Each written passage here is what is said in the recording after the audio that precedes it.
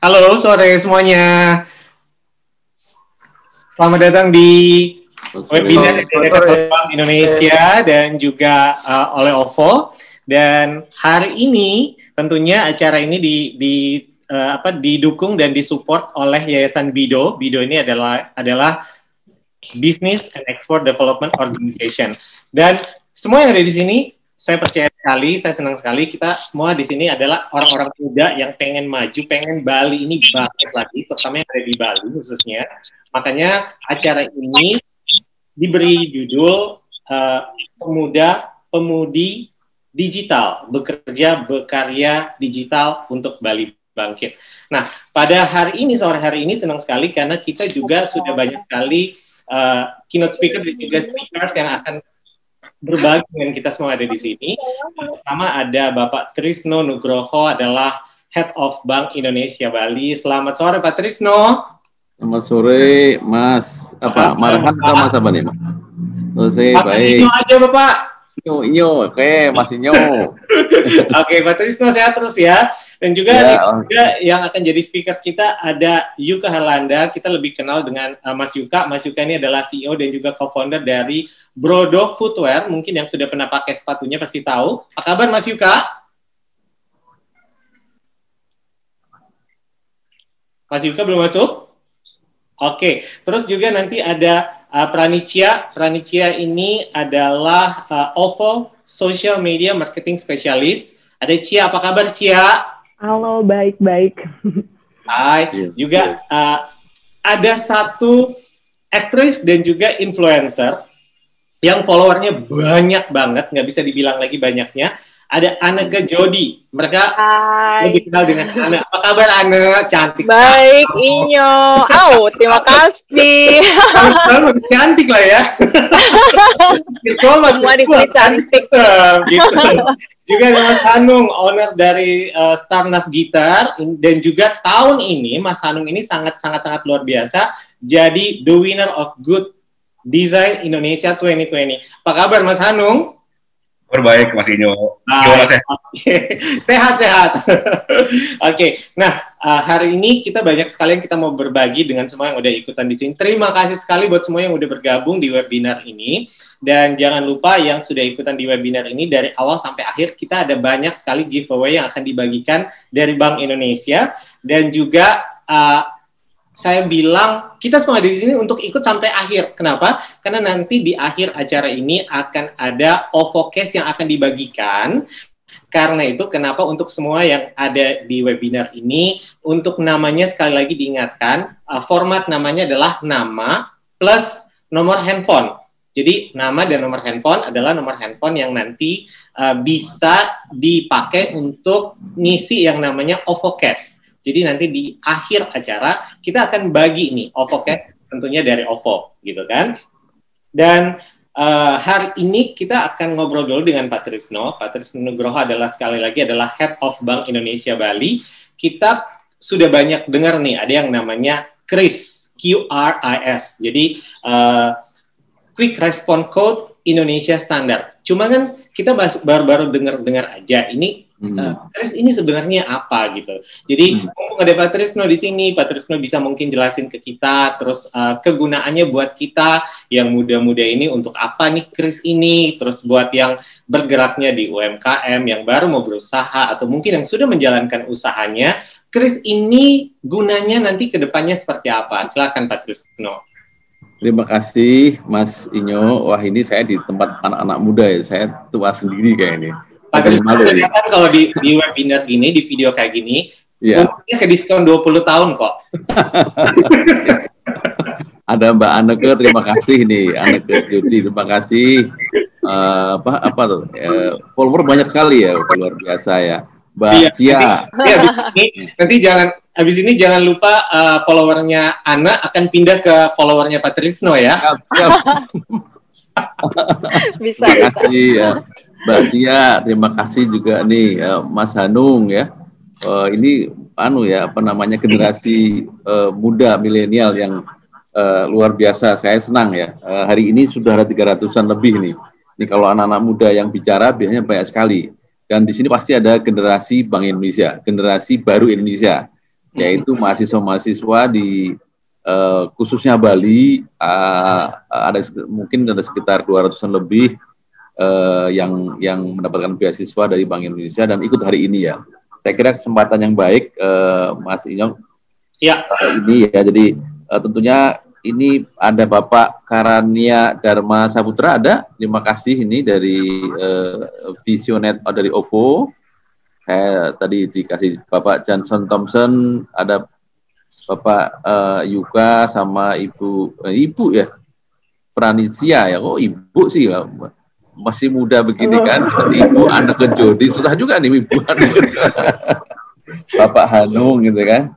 Ini semua pasti adik-adik saya semua pastinya nih ya, adik-adik saya, dan juga ada juga ini kita undang juga dari Dinas Koperasi UMKM se-Bali ya, kita undang, moga-moga ada yang mewakili, dan juga Ketua Asosiasi dan Lembaga UMKM Bali. Ini ada BEDO, ada BUCC, mungkin ada juga UMKM yang lain yang kita undang, dan tentunya seluruh stakeholder yang ada di Bali maupun di luar, di Jakarta, dan juga para pemuda-pemudi yang tentunya sangat membanggakan buat saya. Saya merasa senang karena masa depan Indonesia ini dengan di bawah Mas Inyo jadi bagus karena anak-anak muda luar biasa ya. Tentunya yang pertama, selamat sore, salam sejahtera bagi kita semua, Om Swastiastu. Assalamualaikum warahmatullahi wabarakatuh. Biasa Mas Inyo dan Bapak Ibu sekalian, kalau saya harus memberikan tadi pertanyaan langsung, kita mungkin di anak muda nggak ada sambutan ya. Ya selamat sore, tentunya yang selalu. Jadi sekarang serba cepat Pak, jadi kita nggak mau yang bertele-tele, langsung to the point, tak kelar.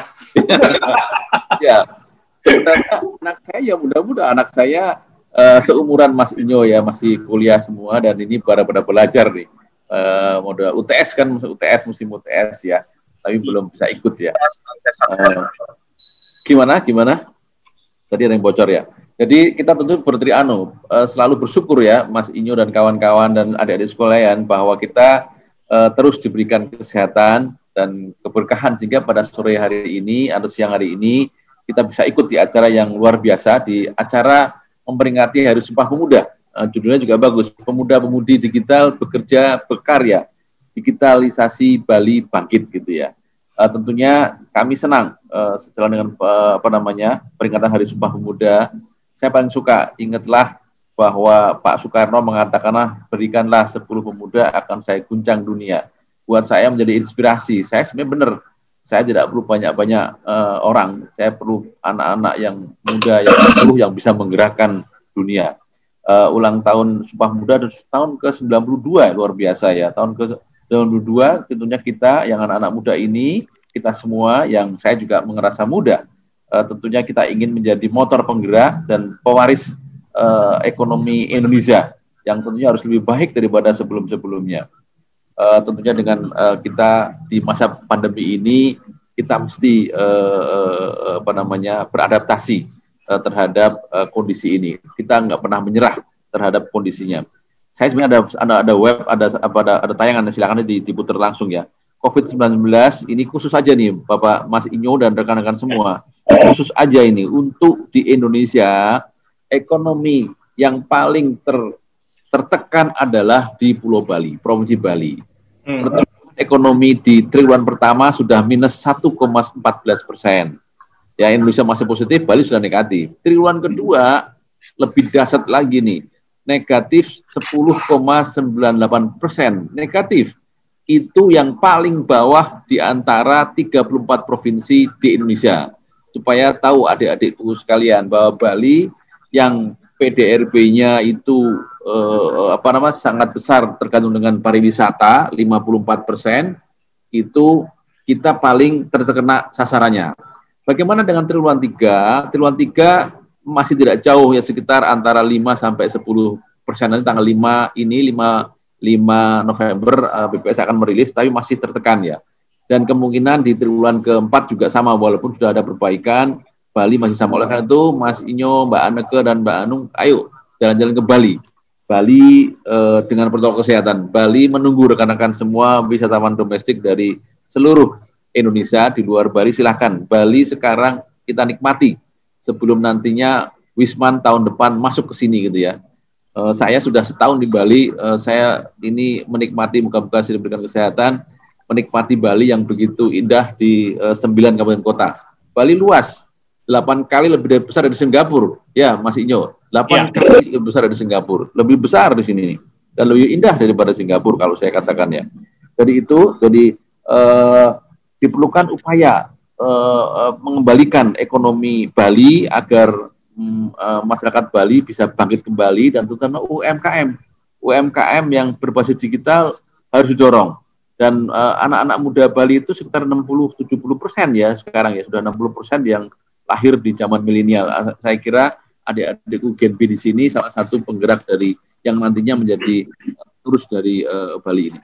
Kita semua sepakat bahwa teknologi digital ini hadir di setiap kehidupan.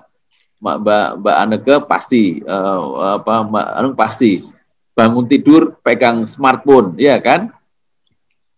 Mau tidur pegang smartphone gitu kan? Yang sudah punya Pak. Suami istri, udah punya suami sudah lupa. Nah, pokoknya yang penting handphone saya pegang di sini kan. Dan yang pertama-tama upload buat konten dan sebagainya itu anak-anak. Nah itu sudah menjadi gaya hidup kita semua ya. E-commerce itu anak saya, istri saya itu semua pegangnya e-commerce, lihat-lihat mana yang diskon ya. Aplikasi sosial media, jasa pembayaran, aplikasi tiketing, tempat berlibur, logistik, investasi, semua sudah menggunakan digital yang sudah melekat di anak-anak kita. Jadi teman-teman digital BI Genbi jangan kalah. Bali itu sudah disamakan dengan Jakarta. Bali itu sudah disamakan dengan Jawa. Jadi Bali sebagai salah satu provinsi yang sudah satu liga di Jawa ini ya. Tapi jangan lupa bahwa ini nanti COVID-19 itu kita harus berubah ya. Kita harus social distancing, harus physical distancing, harus pakai masker, itu kita harus tetap jaga. Bapak, adik-adikku sekalian yang berbahagia, dan juga ada bapak-bapak dari wakil-wakil dari kabupaten kota. Potensi di Indonesia digitalisasi ini sangat tinggi sekali. Sebelum Indonesia adalah pasar terbesar, ada 269 juta penduduk, dan generasi Y itu rentangnya 22 sampai 25 itu 108 juta. Itu luar biasa. OVO udah tahu pasti ini, OVO dan GoPay yang lainnya sudah tahu. Pasar yang luar biasa, sampai Facebook pun juga fokus ke Indonesia juga. Pengguna seluler itu 124%, 338 juta pengguna internet, pengguna seluler, udah lebih dari penduduk ya. Selulernya 175 juta, pengguna aktif sosial media 160 juta, luar biasa ini. Mungkin paling aktif menurut saya di antara negara-negara lain menggunakan sosial. Di masa pandemi ini, mau nggak mau, suka nggak suka, kita mesti melakukan transformasi digital yang sudah tidak bisa kita hindari, dan kita mesti bersiap-siap masuk ke situ. Di tengah turunnya ekonomi tadi Bali dan Indonesia, kemudian interaksi kita menggunakan cleanliness, healthy dan safety (CHSE), Bali First Environment Sustainability. Ini justru mempercepat digitalisasi Indonesia yang tadinya mungkin masih 5 tahun dipaksa oleh COVID untuk segera kita melakukan digitalisasi. Saya kira ASEAN dan terutama Indonesia merupakan tempat yang banyak sekali anak-anak muda, dan kita harus berpikir kreatif, berpikir inovatif untuk menghadapi COVID ini, dan termasuk juga digitalisasi yang kita tidak bisa bendung lagi. Ada di slide 6, transformasi digital cara bertahan melalui masa pandemi COVID-19. Ya udah nggak pasti. Kami punya UMKM, dan semua UMKM punya pameran virtual menggunakan Instagram, menggunakan Facebook. Itu mereka melakukan menjual marketplace, menjual produk-produknya yang dulu mungkin tidak terlalu aktif. Kita mau nggak mau, karena event sudah susah, karena nggak boleh event banyak-banyak berkumpul ya. Jadi diperlukan para entrepreneur yang untuk bertahan dan meningkatkan penggunaan digitalisasi di segala macam, di segala lini, termasuk nanti QRIS tadi ya. Nanti ada. Jadi itu kira-kira e-commerce juga menjadi satu hal yang biasa. Sekarang tua muda sudah biasa menggunakan e-commerce. Saya juga khawatir nanti pakai e-commerce, beli-beli terus, ada diskon, beli terus ya. penggunaan platform digital oleh pelaku usaha dan masyarakat pengguna di tengah pandemi membantu ekonomi tetap berputar, serta membantu percepatan transformasi ekonomi dan keuangan digital di Indonesia. Mohon diketahui binaan-binaan kami dan bahkan dengar kan Christian Dior itu karena Instagram, karena Facebook, dan ada UMKM binaan kami yang ikut juga fashion show di Rusia menggunakan virtual juga karena dia pakai Instagram maupun Facebook, dan juga mendapatkan pesanan dari luar Malaysia juga menggunakan Instagram gitu ya. Pastinya sebelum vaksin ditemukan kesehatan dan terus mengemuka. Kita harus terus menjaga kesehatan agar kita tetap berkegiatan dan ekonomi bisa tumbuh. Kita harus bersiap, kalau di Bali istilahnya era baru, bukan new normal ya, era baru, ada bilang next normal, Bali namanya Bali era baru. Bali dengan menggunakan masker, distancing, dan sebagainya. Di dalam ekonomi sekarang namanya less contact ekonomi. Digitalisasi adalah keharusan, smartphone adalah sebuah game changer ya. Smartphone, internet, dan sebagainya, game changer kita ya. Seluruh UMKM harus mampu beradaptasi, Mas Inyo. Kalau enggak beradaptasi, pasti dia mati itu. Udah pastilah, dia harus melakukan adaptasi menggunakan digitalisasi. Astungkara, alhamdulillah, udah tahun lalu kita mengumpulkan UMKM binaan BI Bali untuk mengenalkan digitalisasi. Untung ya, jadi mereka cepat sekali berinovasi menggunakan Instagram. COVID ini salah satu bentuk COVID membuat kita harus melakukan perubahan. Salah satu bentuk perubahan adalah digital payment yang bersifat contactless. Jadi Mas Inyo, di Bali ini kami BI bersama PJSP mendorong DTW, hotel, restoran, merchant, UMKM semua menggunakan non tunai, menggunakan QRIS, menggunakan non contactless ya. Bisa juga kan nanti OVO juga bisa. OVO juga bisa pakai QRIS yang menggunakan kartu kredit, menggunakan rekening, dan menggunakan dana yang ada di sini. Itu jadi, dan QRIS kan pasti tahu, Mas Inyo, nggak mungkin anak-anak muda nggak punya QRIS. Dia pasti punya GoPay, dia pasti punya OVO, dia pasti punya namanya dana, pasti punya apalagi namanya. Saya itu pembayaran digital lah ya Pak ya. Iya, jadi QRIS itu QR code, dulu QR. Mas Inyo, tahun lalu 2019 bulan Agustus, saya suka chat time, antri 5 orang di depan saya, anak-anak muda semua pakai QRIS. Tiban saya pakai cash. 2019 waktu itu kan belum QRIS, belum ada satu. Dulu masih semua OVO memberikan diskon 50% kalau nggak salah chat time. Saya ditanya oleh penjualnya, Pak Trisno pakai apa? Pakai cash. Diketawain saya, waduh malu sekali. Yang lain pakai QRIS karena diskonnya 50%. Tapi sekarang saya nggak mau kalah anak muda. Semua QR saya punya. Bank Mandiri, Bank BSM, BBD, saya punya. OVO saya punya. Saya nggak mau kalah walaupun banyak sekali. Saya ingin membuktikan bahwa semua satu QRIS, satu QR code Indonesia bisa dipakai oleh di Indonesia 38 yang punya izin, Mas. Jadi hampir semua bank bisa. Jadi nggak usah takut Anda punya mobile banking pakai QRIS bayar.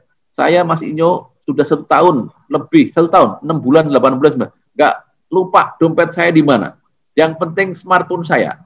Dompet saya nggak lupa taruh di mana tuh. Apa KTP segala di mana itu. Kartu kredit saya lupa. Semua smartphone-nya semua kalau bayar pakai smartphone, pakai QRIS, pakai mobile banking yang sudah saya lakukan ya.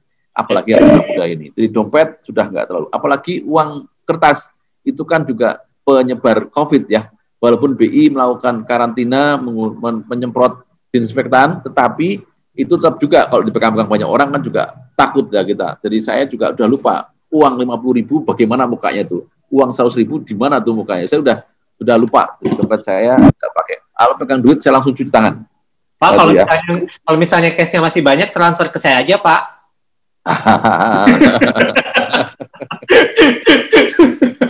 Tapi di Bali masih, Bali itu sekitar 9 triliun ya dibutuhkan uang beredar masih ya. Karena ya tidak semua merchant-nya masih 147 merchant masih yang pakai QRIS ya. Mungkin yang kurang kita dorong seperti ini nih, penggunanya, Mas Onyo. Kalau merchant-nya bisa bertambah, tapi penggunanya, tolong OVO, penggunanya itu terus di mahasiswa, ibu-ibu terutama yang punya uang ini dibiasakan menggunakan QRIS ya. Saya kira Bali itu dari 34 provinsi kita nomor 9 terbanyak merchant-nya di Indonesia. Total merchant di Indonesia udah 5 juta. Bali udah 148.000. Kalah penduduknya nggak banyak sih Bali. Kalah masih Jawa sebesar banyak Jawanya.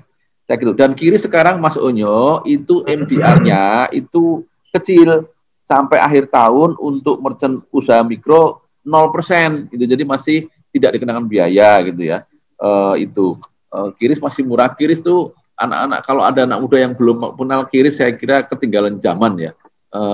Anak saya sudah nggak pernah minta uang, mintanya Pak transfer Pak, GoPay, OVO gitu. Jarang dia minta cash ke saya sekarang, Mas Inyo. Sekarang ini teknologi ini akan sangat efisien dan mengurangi kos berbagai macam ya. Itu tanggal 2 Oktober kemarin merchant di Bali sudah 149.266%. Dan meningkatnya hampir 500% Mas Inyo. 500% Januari sampai mungkin Maret. Januari sampai sekarang itu 500% naiknya. Cepat sekali orang menggunakan QRIS di Bali ini. Dan transaksinya sudah 60.000 transaksi di Bali dan mencapai 11,93 miliar rupiah ini di Bali. Dan 70% dari UMKM, mikro, kecil dan menengah. Saya kira itu momentum COVID merupakan kuantum digitalisasi, Mas Inyo dan Bapak Ibu sekalian. Saya senang ada ini, model bisnis QRIS dan juga e-commerce menawarkan solusi offline to online. Diharapkan mendukung UMKM di Bali untuk bangkit ya. Kami berharap agar inisiatif digital payment ini dapat bermanfaat bagi seluruh pihak. Mas Inyo, bagi orang-orang yang tua sebenarnya QRIS ini berita buruk. Oh, kenapa berita buruk? Karena semua tercatat. Nanti kalau pulang dibuka oleh istrinya, dilihat ini beli apa aja ketahuan. Jadi nggak bakal mengelak gitu kan. Jadi mengelak. Jadi semua tercatat. Bagi UMKM juga tercatat. Ibu-ibu, mbok-mbok nggak perlu nulis. Nanti akhir hari dilihat vouchernya ketahuan, jumlahnya berapa, rupiahnya berapa. Bagi bank juga bagus. Bank nggak perlu tanya-tanya berapa omsetnya, buka aja QRIS-nya. Oh, transaksi sekian, berapa sehari, oh berapa dia butuhnya QRIS sekian. Jadi sangat mudah. Untung, istilahnya untung semua ini, unggul, untung buat semua. Jadi istilahnya QRIS, istilahnya cemumuah, ada lagi cemumuah, cepat, mudah, aman, murah, handal. Nah, satunya UMKM diuntungkan, kita pengguna diuntungkan, banknya juga diuntungkan. Saya kira itu kita anak-anak muda harus berpikir positif untuk memberikan kontribusi. Pemuda-pemudi Bali dan juga Indonesia bersatulah untuk bangkit. Ada bahasa Bali nih Mas, ngiring sareng ngagen QRIS. Apa artinya? Sama-sama ayo menggunakan QRIS. Hati-hati, harusnya QRIS di sini ya, bukan QRIS. Kalau QRIS di sini ada QRIS. Jadi bacanya QRIS ya Pak ya? QRIS ya bacanya. Kalau QRIS juga QRIS. QRIS di Bali sangat luar biasa. Sangat luar biasa QRIS di Bali ini. Saya kira itu, Mas, terima kasih. Silakan aktif untuk mengikuti. Udah 340 orang yang luar biasa ini ikut. Saya kira itu, saya akhiri dengan para Mas Santi. Om Santi, Santi Om. Assalamualaikum warahmatullahi wabarakatuh. Selamat berdiskusi, ngobrol-ngobrol sekalian. Terima kasih. Iya, terima kasih Pak Trisno dari Bank Indonesia, Head of Bank Indonesia Bali. Pak Trisno bagus banget sudah kasih kita insight hari ini bahwa dengan QRIS ini semua diuntungkan, bukan hanya dari pihak pelaku usaha, tapi juga semuanya dari kita sebagai penggunanya, bahkan sampai pihak bank juga semua ini terbantukan. Jadi memang benar-benar bisa dibilang satu kemasan yang bisa membuat semuanya bekerja sama dan lebih terintegrasi ya Pak ya. Oke, baik. Terus karena Pak Trisno terima kasih buat waktunya udah jadi keynote speaker buat kita hari ini. Sebelum kita lanjut lagi ngobrol dengan speaker-speaker kita yang lainnya, ada Mas Yuka, ada Mbak Cia dari OVO, kemudian ada Ana dan juga Mas Hanung. Saya akan ngajakin dulu buat semuanya yang udah ikutan webinar ini, jangan lupa untuk formatnya diganti dulu. Jadi formatnya adalah nama dan juga nomor handphone. Tolong untuk yang sudah punya sudah nyalain namanya di sini, minta tolong nama formatnya diganti dulu, nama dan nomor handphone. Kenapa? Karena setelah di akhir acara nanti kita akan bagi-bagi hadiah. Sebenarnya ini bukan hadiah, tapi berbentuk OVO Cash yang akan dibagikan. Karena itu kita butuh nomor teleponnya dan sekarang saya mau bagi-bagi, ada giveaway yang sudah disiapkan dari Bank Indonesia. Nah, caranya gampang sekali buat ikutan games ini. Buat semua yang sudah ikutan di sini, silahkan dinyalakan videonya.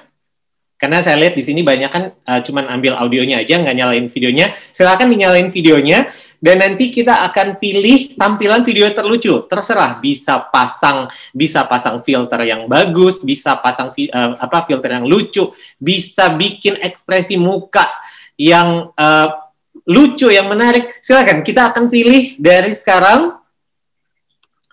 Oke. Langsung kita foto bareng ya Pak Inyo ya? Boleh. Foto bareng. Benar. Semua udah?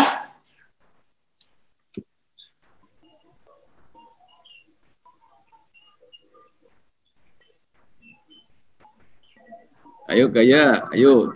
Yang milih tak tadi? Mas Inyo. Udah, Jeff? Oke. Saya akan milih banyak sekali. Sebentar, ini harus dibuka satu persatu untuk lihat. Oke, salah satunya ada Vince 0857392. Sekian. Selamat Vince. Terus satu lagi, saya akan cari satu lagi.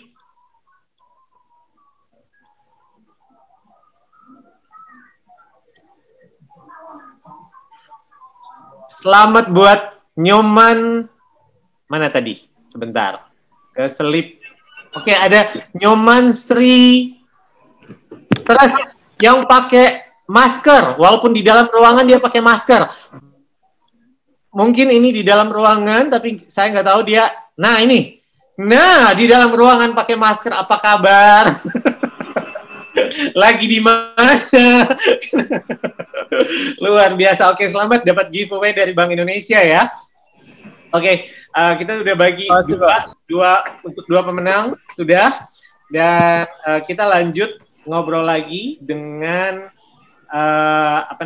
dengan Cia dari OVO. Cia ini adalah OVO Social Media Marketing Specialist.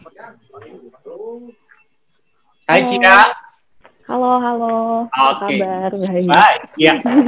Ini kan tadi Pak Teguh udah jelasin bahwa dengan Kiris ini sebenarnya terbantukan gitu. Nah, salah satunya OVO ini kan juga bisa dijadikan sebagai alat pembayaran gitu kan. Kalau sebelum-sebelumnya saya dulu pakai OVO itu kan cuman ya sekedar aja awal-awal OVO dimulai gitu kan. Nah, kalau sekarang itu OVO itu kepake banget, apalagi dengan kondisi yang sekarang, dengan kondisi pandemi kayak sekarang ini gitu loh. Nah, dari Cia sendiri sebagai social media marketing spesialisnya OVO, apa nih yang bisa dibagikan buat kita semua di sini yang berhubungan dengan Kiris ini, Cia? Nah, dalam segi payment kan tadi udah sempat di-share untuk kita teman-teman semua bisa pakai Kiris.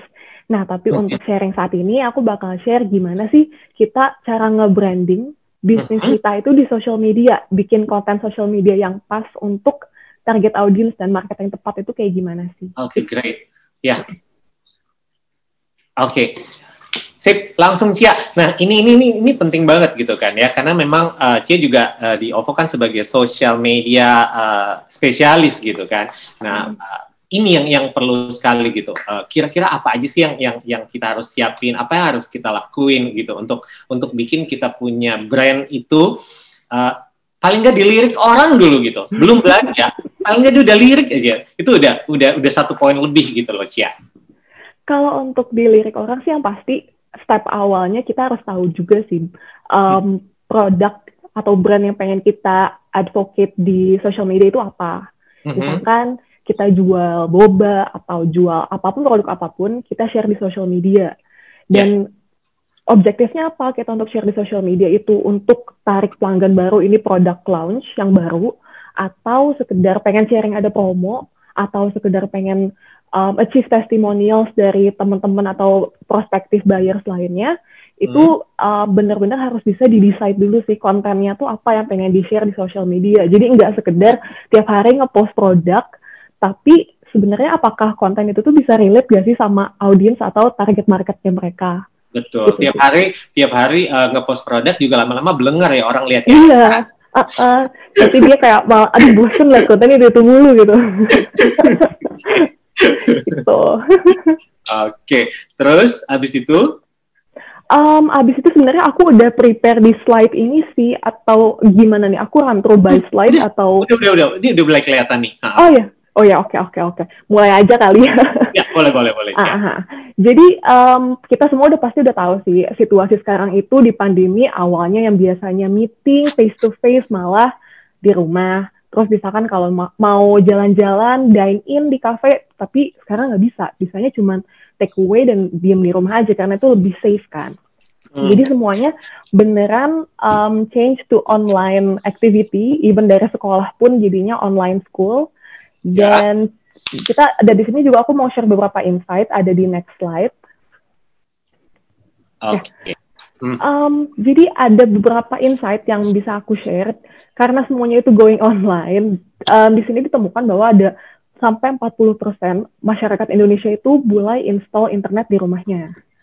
Dan itu kan berarti udah kerasa banget nih, di mana orang-orang udah mulai shifting yang tadinya konvensional langsung offline, tapi sekarang udah online. Dan bahkan UMKM pun di sini ada datanya, ada 8 juta UMKM udah mulai going online. Dalam segi penjualan atau branding, mereka fokus online. Kenapa? Karena hidup itu keeps moving forward.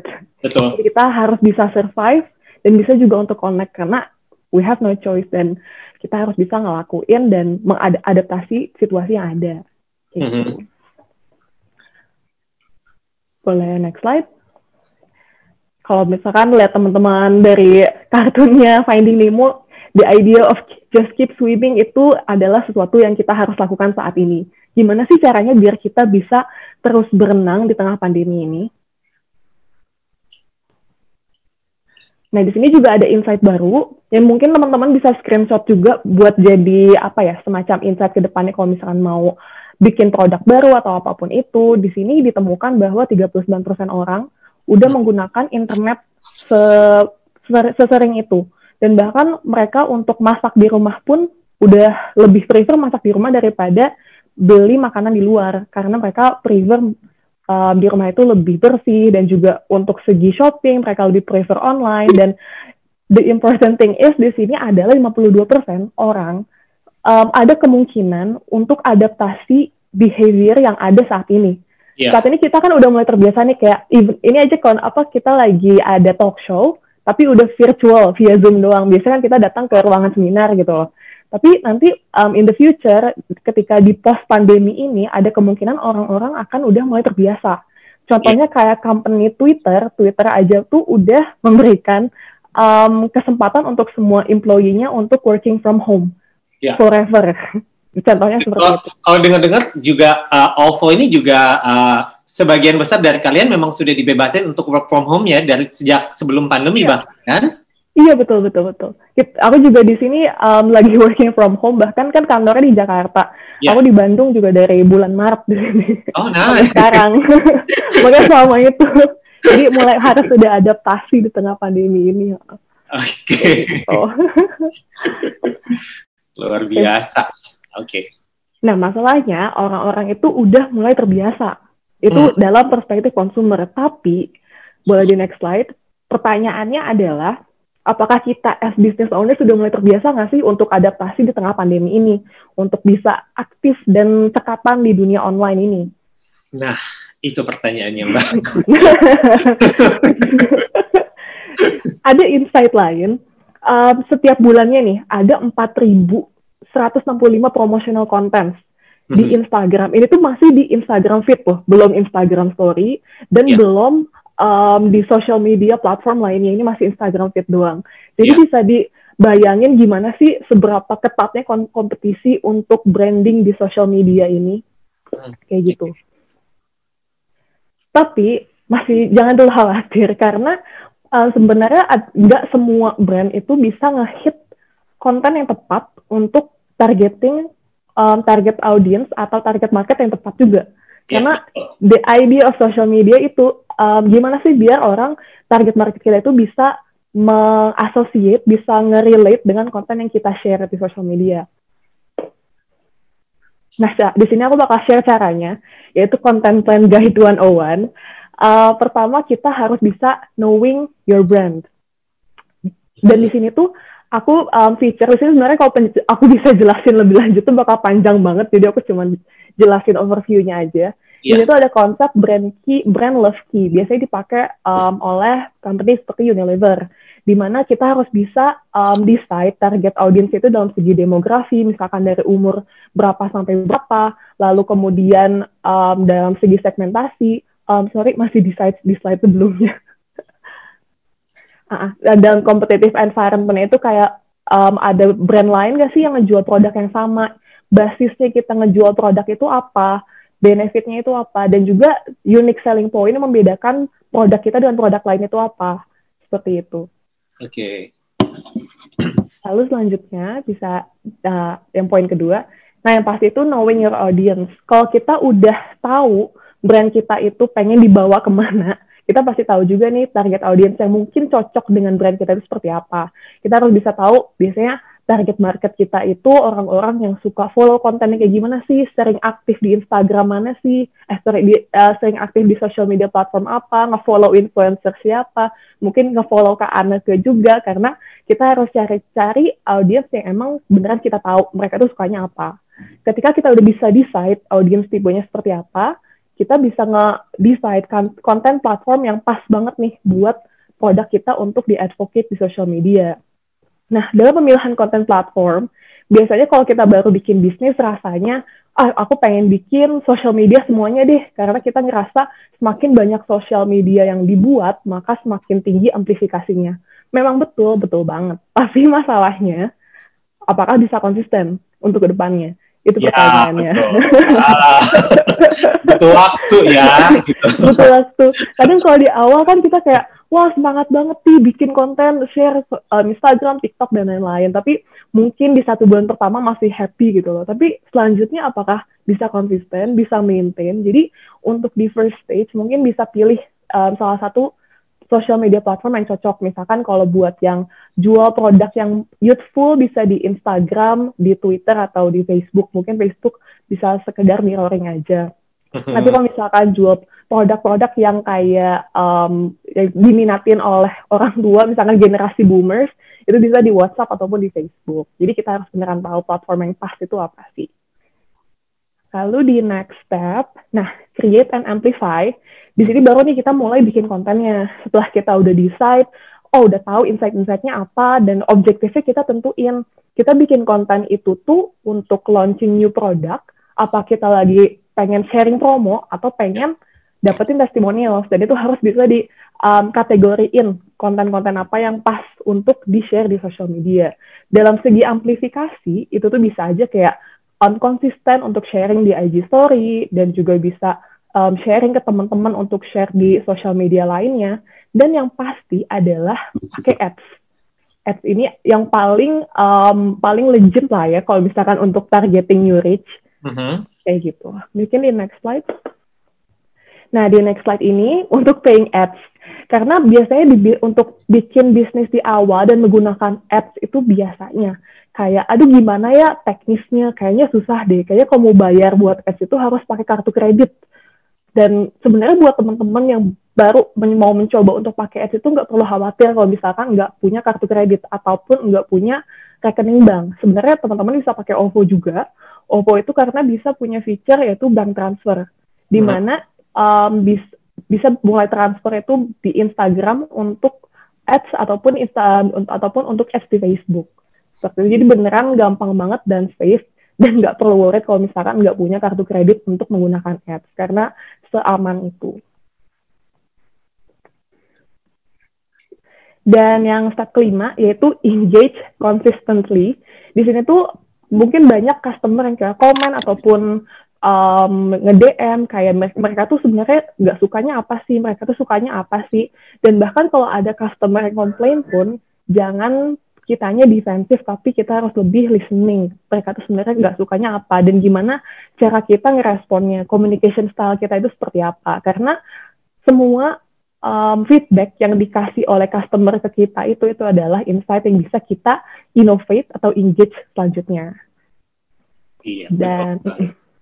Nah, sekarang ini yang menarik sih menurut aku. Dengan kita bisa engage dengan customer, kita bisa nemuin, harus bisa analyze untuk trennya juga. Mungkin teman-teman bisa lihat ada foto-foto di sini, yaitu tren selama COVID-19, ada Korean garlic bread. Pasti pernah dengar juga kan, kayak orang-orang bikin di TikTok atau di Instagram, oh aku baru bikin Korean garlic bread nih, atau bahkan dijual di toko-toko tuh udah banyak. Di sini ada foto Hotman Paris lagi tiduran, gitu, bukan tiduran sih, lagi berjemur. Itu kayak ketika momen-momen orang-orang kangen liburan. Jadi mereka kayak bakal cobain momen-momen liburan semaksimal mungkin, tapi di rumah aja gitu loh. Terus yang selanjutnya kayak misalkan home cooking dan bahkan kayak konser di rumah, kayak duet nyanyi di TikTok kayak gitu, itu trennya. Dan gimana sih caranya kita untuk nge-associate tren yang ada dengan produk kita? Di sini aku tunjukin real case innovation yang mungkin bisa jadi inspirasi teman-teman juga. Contohnya Singputang. Singputang itu kan kayak toko boba yang kalau misalkan ngantri banget gitu loh, mereka bakal willing untuk nungguin si dapetin boba ini. Tapi si Singputang ini melakukan inovasi, gimana sih caranya biar mereka tetap tapping market, yaitu dengan bikin boba kit, yaitu Pojuchang. Dia juga bikin Korean barbecue kit yang bisa dibikin di rumah.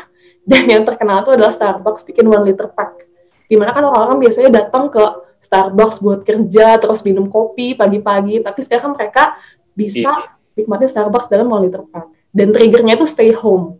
Dan yang trigger kedua adalah immunity, dimana kalau misalkan COVID-19 itu kan biasanya kalau kena risk COVID-19 ketika imunitas tubuh kita itu rendah, tapi Fore launch immune booster drink untuk nge-cover si tren itu sendiri. Jadi kita harus bisa innovate dari tren yang ada ke produk atau brand kita. Next slide. Nah, sebenarnya all time trend itu apa sih sekarang? Sebenarnya kalau bahas untuk tren itu ya COVID-19 ini di tengah pandemi ini, dengan tetap mengikuti health protocol yang ada. Dan salah satunya yang bisa kita lakukan itu sebagai business owner yang smart dengan nge-provide QRIS yang tadi sempat dijelasin juga dari sama Pak Trisno. QRIS ini tuh bisa di-apply jadi merchant OVO atau teman-teman marketplace OVO yang bisa di-apply sebagai merchant juga, di mana si QRIS ini biasanya teman-teman temuin di toko-toko yang ada barcode-nya. Jadi mereka nggak perlu bayar by cash atau pakai card, karena kan masih, kalaupun pakai card juga harus touch kan di nomor PIN-nya. Pakai ini cukup pakai kamera udah langsung pay aja. Kayak gitu. Selain kita ngikutin tren dan menjaga health protocol yang ada, kita juga bisa provide safe and happy customer. Kayak gitu. Dan intinya adalah dari Content Plan Guide 101 ini, bukan konten di social media itu nggak cuma sekedar, oke, aku nge-post produk A, post produk B, yang penting orang-orang notice, tapi nggak kayak gitu. Tapi gimana caranya orang-orang itu bisa relate sama konten yang kita buat, dan akhirnya mereka ngerasa engage dan bisa masuk ke konversi si produk yang kita jual ini. Dan yang pasti poinnya adalah harus konsistensi. Teman-teman di sini tahu kan kenapa aku pasang mukanya Gautier? Atau Mas Inyo tahu nggak Gautier siapa ini? Masih tahu lah. Dia kan penyanyi terkenal dari tahun sekitar 2010 kali ya. Dia itu selalu masuk top Billboard dengan lagunya Somebody That I Used to Know. Tapi di tahun 2020 ini apa kita dengar Gautier dengan lagu barunya? Even aku cek Spotify juga kayaknya lagunya cuma terakhir itu gitu loh. Jadi bahkan di Apple Music nggak ada. Kenapa? Bahkan di Apple Music nggak ada. Iya kan, bener banget kan. Jadi jangan kayak Gautier yang akhirnya jadi Somebody That We Used to Know. Dan seharusnya kita menjadi brand yang selalu up to date dan bisa adaptasi dengan tren yang ada. Banyak business owners yang merasa kalau di tengah pandemi ini banyak yang falling. Memang betul, tapi kita coba jadiin momen ini sebagai wadah untuk grow, dan ini adalah challenge yang bisa kita tackle untuk menjadi untuk terus berinovasi ke depannya. Seperti itu. Jadi mindset matters dan consistency matters. I think itu dari aku, dan semoga bermanfaat buat teman-teman semua. Oke. Ya, thank you banget Cia. Udah sharing sama kita di sini gimana caranya kita juga pakai media, sosial media yang benar kan ya. Tapi ini ada beberapa pertanyaan juga udah masuk di kita, dan admin udah milihin ada 2 pertanyaan. Yang pertama itu dari Edi 088127 sekian. Edi nanya nih untuk Ibu Cia, dipanggil Ibu, ini mah masih kakak, ya gitu kan, gitu.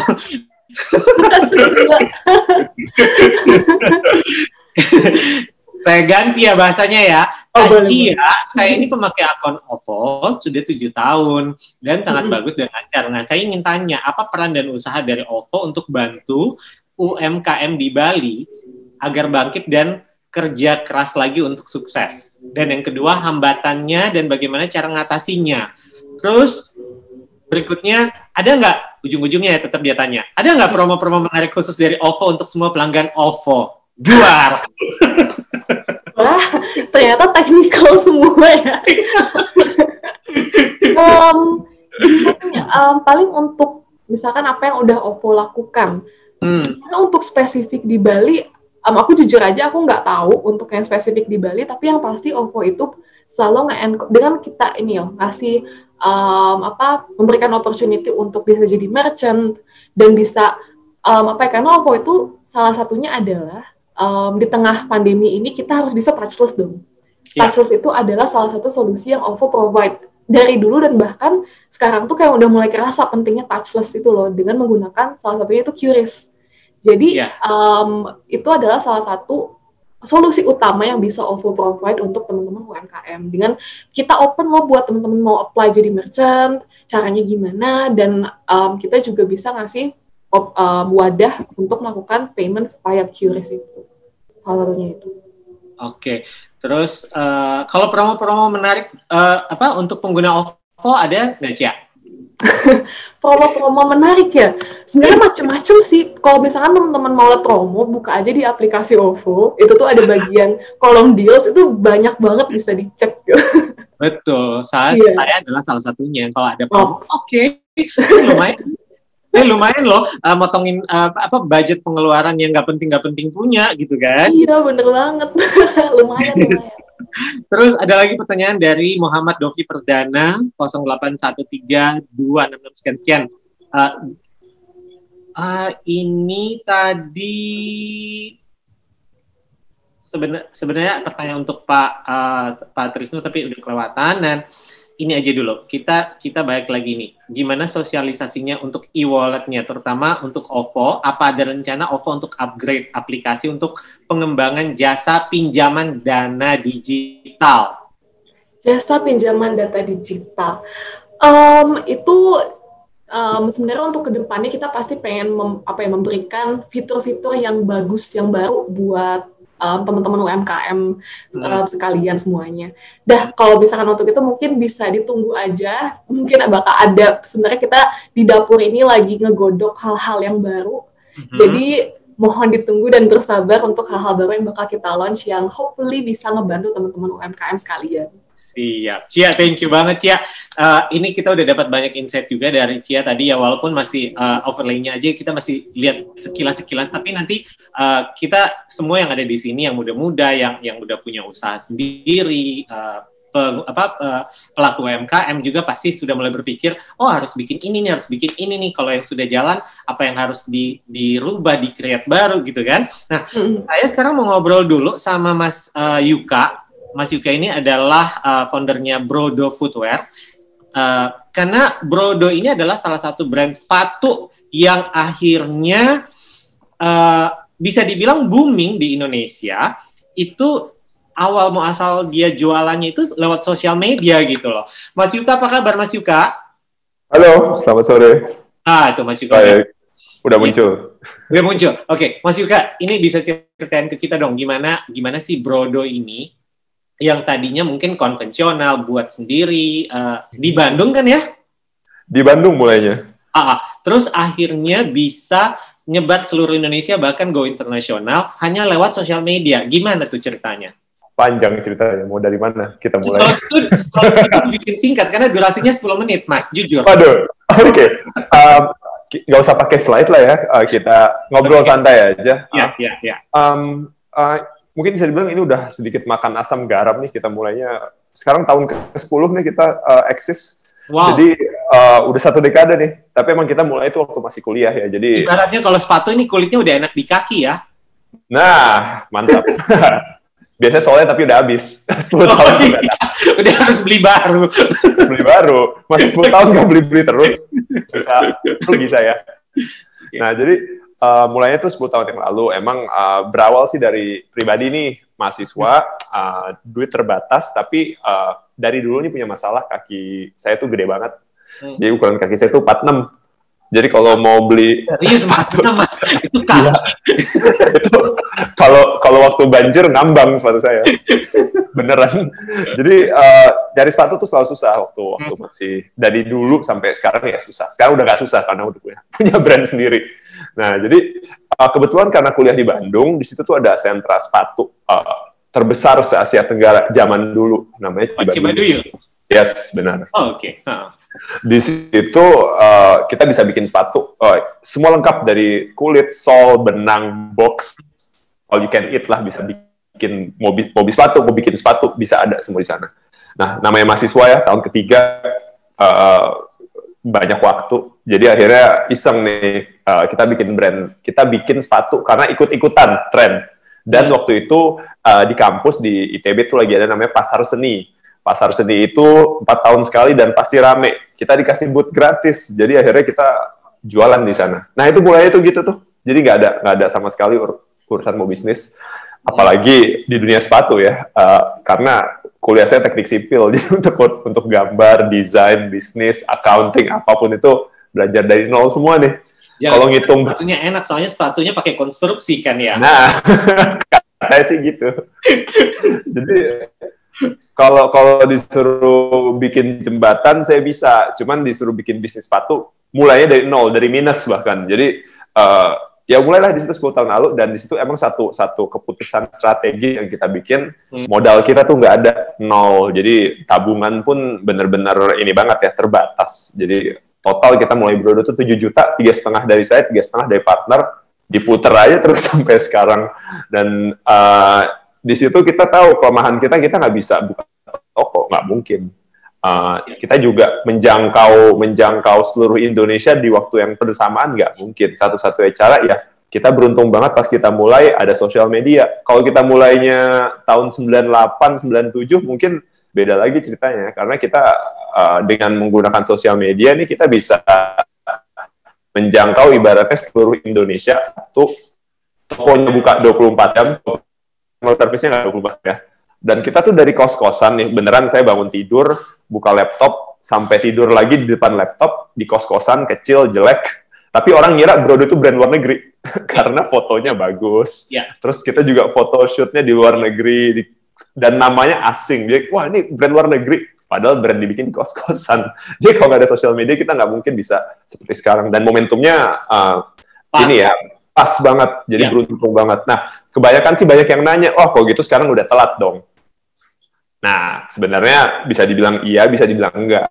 Kalau mau mulainya bisnisnya itu jualan sepatu kulit buat cowok dan sosial medianya Facebook waktu itu, ya udah telat. Soalnya nggak banyak yang udah pakai Facebook. Cuman sekarang isu kita waktu baru mulai itu trust. Jadi orang tuh nggak percaya nih sepatunya kalau dikirim tuh nyampe. Banyak penipuan dulu. 2010 ya, mungkin. Zaman itu kan juga dulu kalau misalnya kita beli online itu belum kayak sekarang gitu kan. Yes, belum segampang sekarang kita bisa nge-track di mana barang kita kayak gitu. Benar, itu infrastrukturnya tuh berantakan banget. Jadi udah menjadi ekspektasi kalau sepatu yang dikirim nggak sesuai foto itu diterima. Jadi rendah banget nih standarnya. Jadi kita benar-benar dari awal, wah pokoknya servis kita harus nomor 1 nih. Kalau orang mau beli sepatu terus nggak muat gimana? Kirim aja balik, kita refund lah, kita apa? Rugi sih. Cuman untuk build trust emang perlu investasi. Nah, begitulah kita tahu isunya trust, kita tahu pemain nggak banyak. Nah, kalau sekarang gimana? Kalau sekarang justru walaupun pemain udah banyak juga brand-brand bermunculan hampir setiap hari, tapi sekarang lebih gampang karena ibarat apa ya, tempat wisata, jalannya udah jadi, listriknya udah ada. Kalau saya dulu harus harus jalan kaki ibaratnya. Sekarang mobilnya udah ada. Contoh di payment aja deh paling simpel. Dulu kita tuh kalau pembayaran itu transfer ke rekening pribadi saya, terus saya buka tuh ininya online bankingnya, dicek satu-satu. Belum lagi yang ngasih bukti pembayarannya di Photoshop. Jadi udah bayar kan.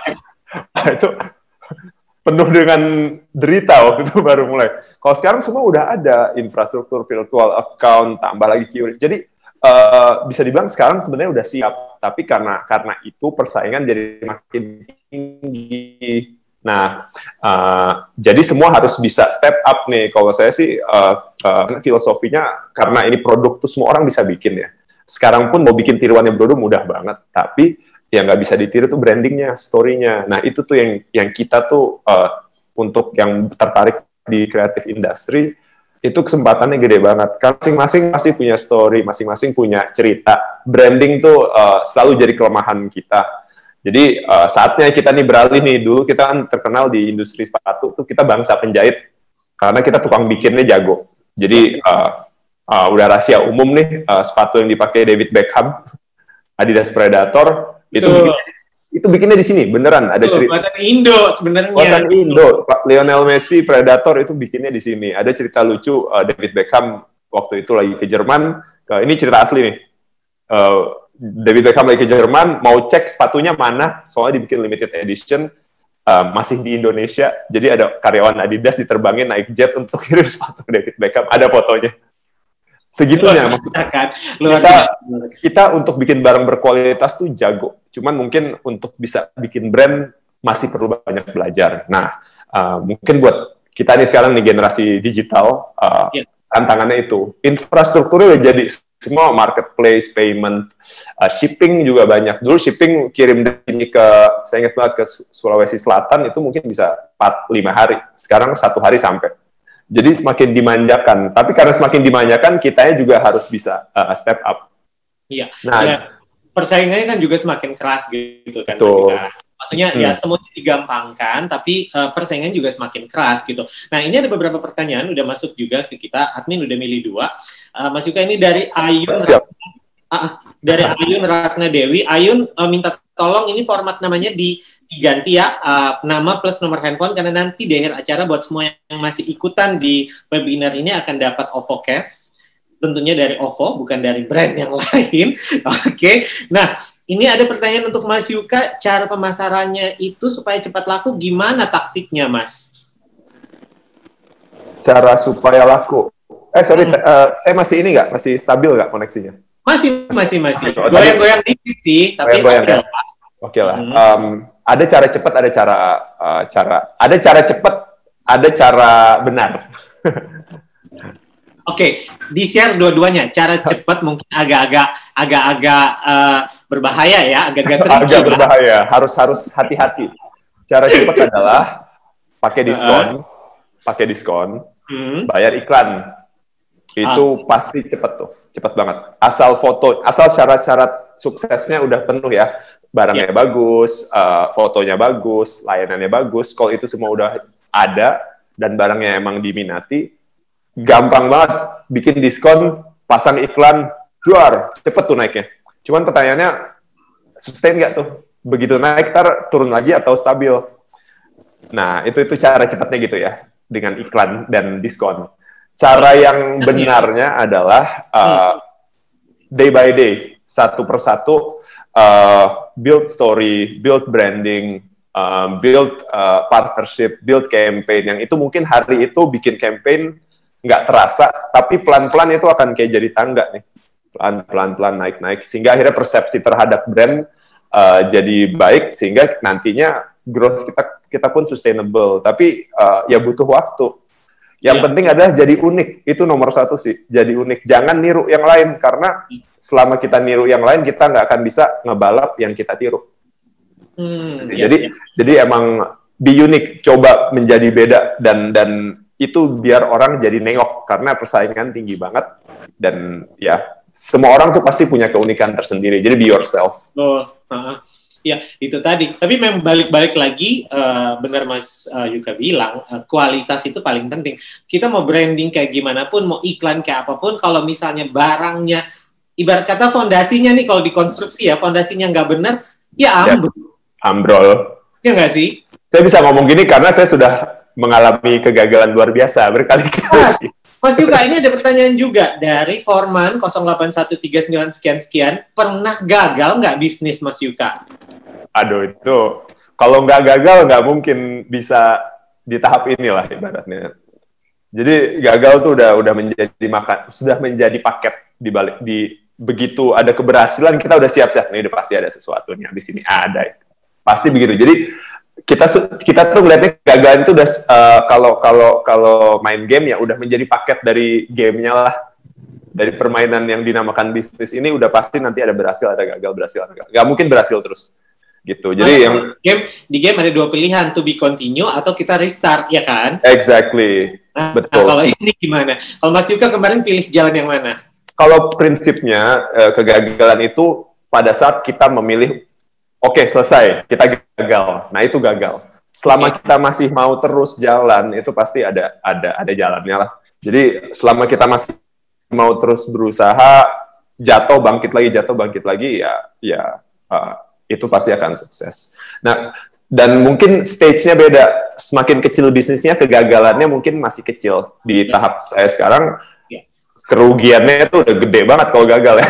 Dan itu udah menjadi, ya, ibaratnya latihan angkat beban udah jadi otot lah, karena udah jadi paket. Jadi mungkin mindset-nya sih harus dilatih. Saya ngomong gini enak banget ya, tapi begitu menghadapi kegagalan galau-galau juga sama nangis. Pasti. Mas Yuka, ini masih lanjut pertanyaan Forman tadi. Dengan kondisi yang sekarang lagi pandemi kayak gini, si Brodo yang sudah 10 tahun eksis ini, ngalamin itu juga nggak sih? Ngalamin masalah juga nggak sih? Wah, ini gak lihat nih mata saya ini udah kayak panda di sini nih. Oh, berarti ada masalah juga. Oke, pasti. Nggak ada yang hampir semua pengusaha nggak ada yang imun sama situasi ini. Ya, jadi buat semua yang sekarang lagi mencoba menggeluti bisnis apapun, UMKM apapun, jangan pernah mikir kita sendiri nih yang lagi down. Ini kayaknya memang rata ke semuanya gitu kan, bareng-bareng gitu. Iya. Baik, oke. Saya mau lanjut dulu sekarang ke Ana ke Jody. Ini sebagai selebgram, sebagai influencer, sebagai aktris gitu.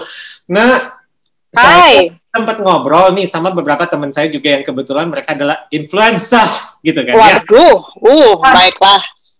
Pas pandemi ini, itu malah mereka itu cuannya banyak banget. Sumpah saya aja heran. Gimana caranya pandemi-pandemi kalian endorsement naik? Gimana caranya coba? Nah, tapi emang bermain sosial media ini kalau dari lo tuh gimana sih? Tapi emang jujur aku akuin itu benar.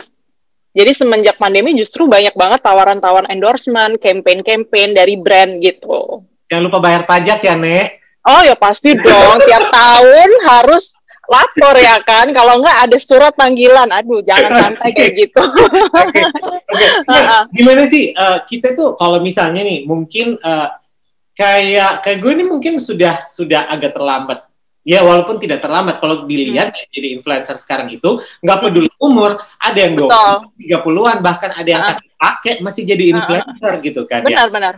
Sebenarnya apa sih yang maksudnya orang itu bisa dibilang dia jadi influencer itu apa? Tips and triknya untuk bisa sampai ke titik itu apa gitu? Sebenarnya balik lagi dari ya arti dari influencer ini jadi menginfluence orang-orang. Jadi mereka tuh melihat kehidupan pribadi kita, terus apa yang kita pakai, apa yang kita misalkan skincare, apapun itu ya menginfluence orang-orang gitu. Kalau misalnya kayak gue misalnya hidupnya hambar-hambar aja berarti nggak bisa ya? Enggak. Oh bisa dibumbuin kok.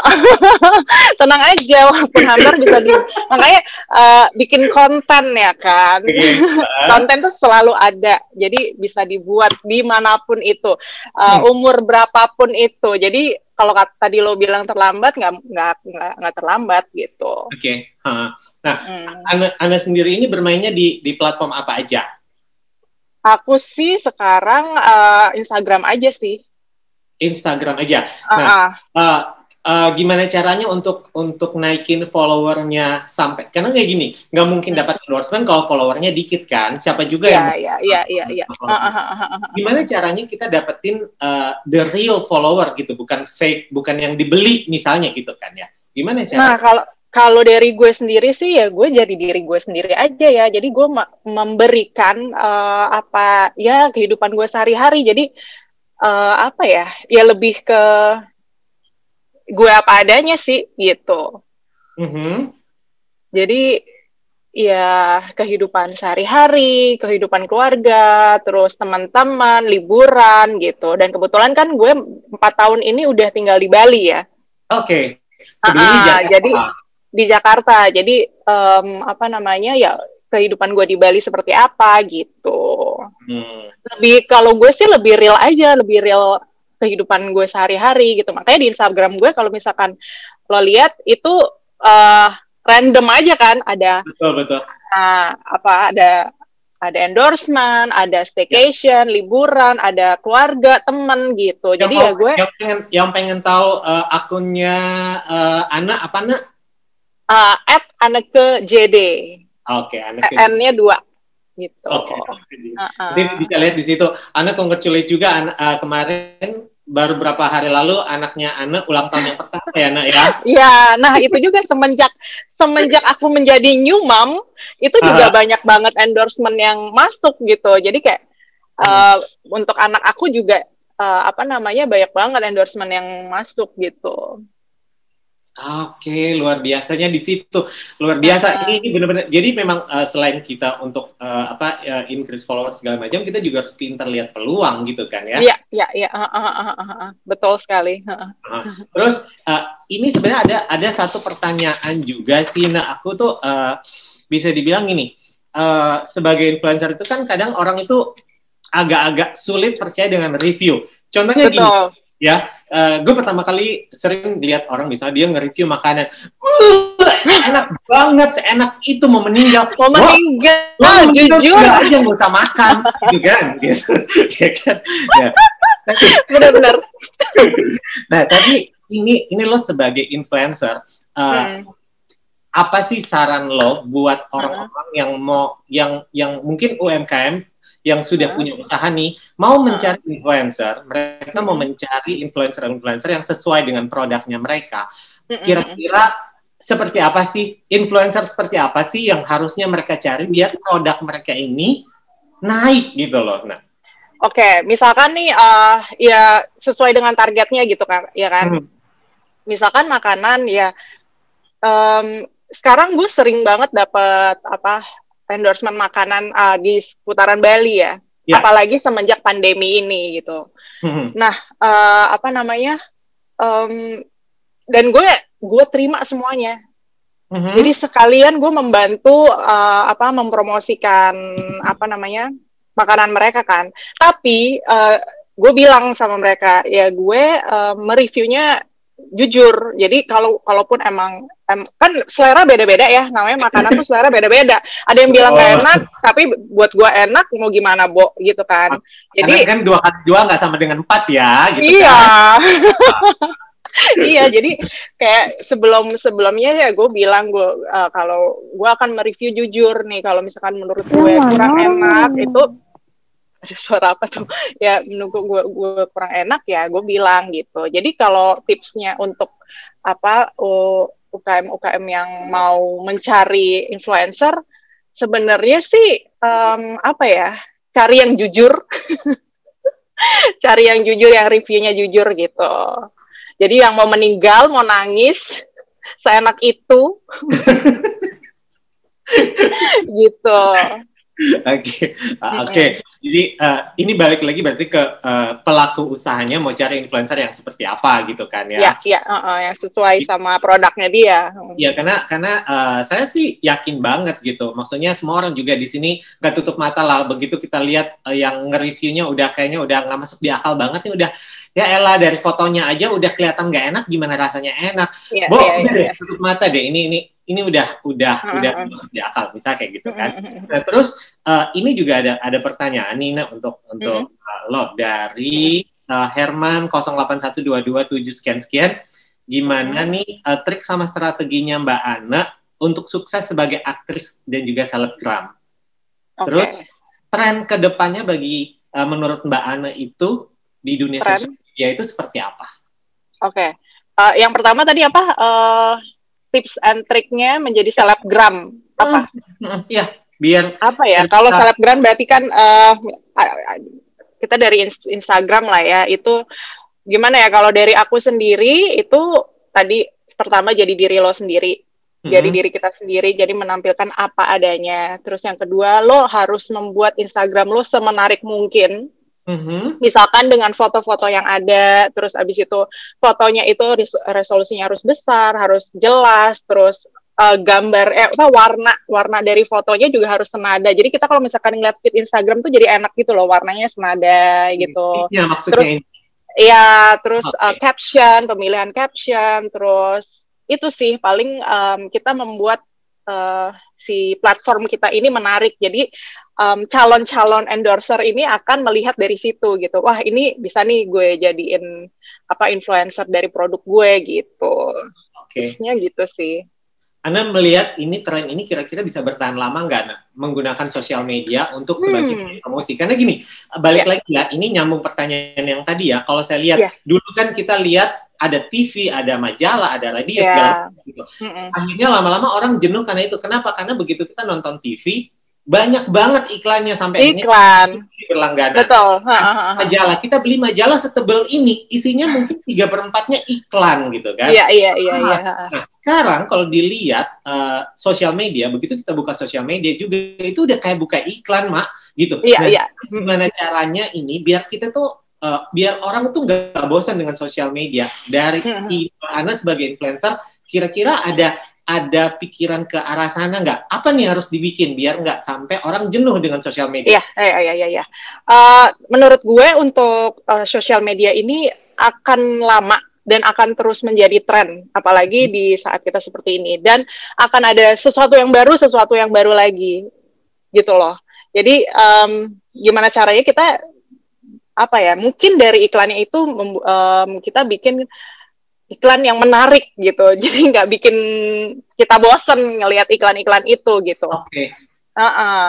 Jadi mungkin seperti itu, dan tapi menurut gue sih sosial media ini akan berkembang banget sih dan akan menjadi tren gitu. Sebelum pandemi aja sebenarnya ini sudah menjadi tren, apalagi pandemi keadaan sekarang semakin tren gitu. Ya, karena salah satu temen gue, dia adalah influencer di Surabaya gitu ya.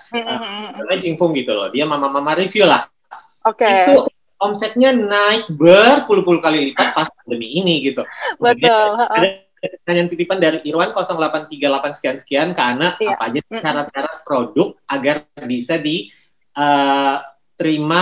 endorse sama Kak Ana. Terus berapa tarif endorse-nya? Oh my god, kamu mau endorse aku? Untuk pertanyaan yang pertama dulu. Untuk pertanyaan yang pertama tadi, produk-produk apa yang aku terima untuk endorse itu? Kalau sekarang ini yang masuk dengan kehidupan aku. Sekarang aku lagi jadi new mom, jadi ada bayi juga. Jadi kebanyakan itu campaign sama endorsement yang berhubungan sama ibu dan anak gitu.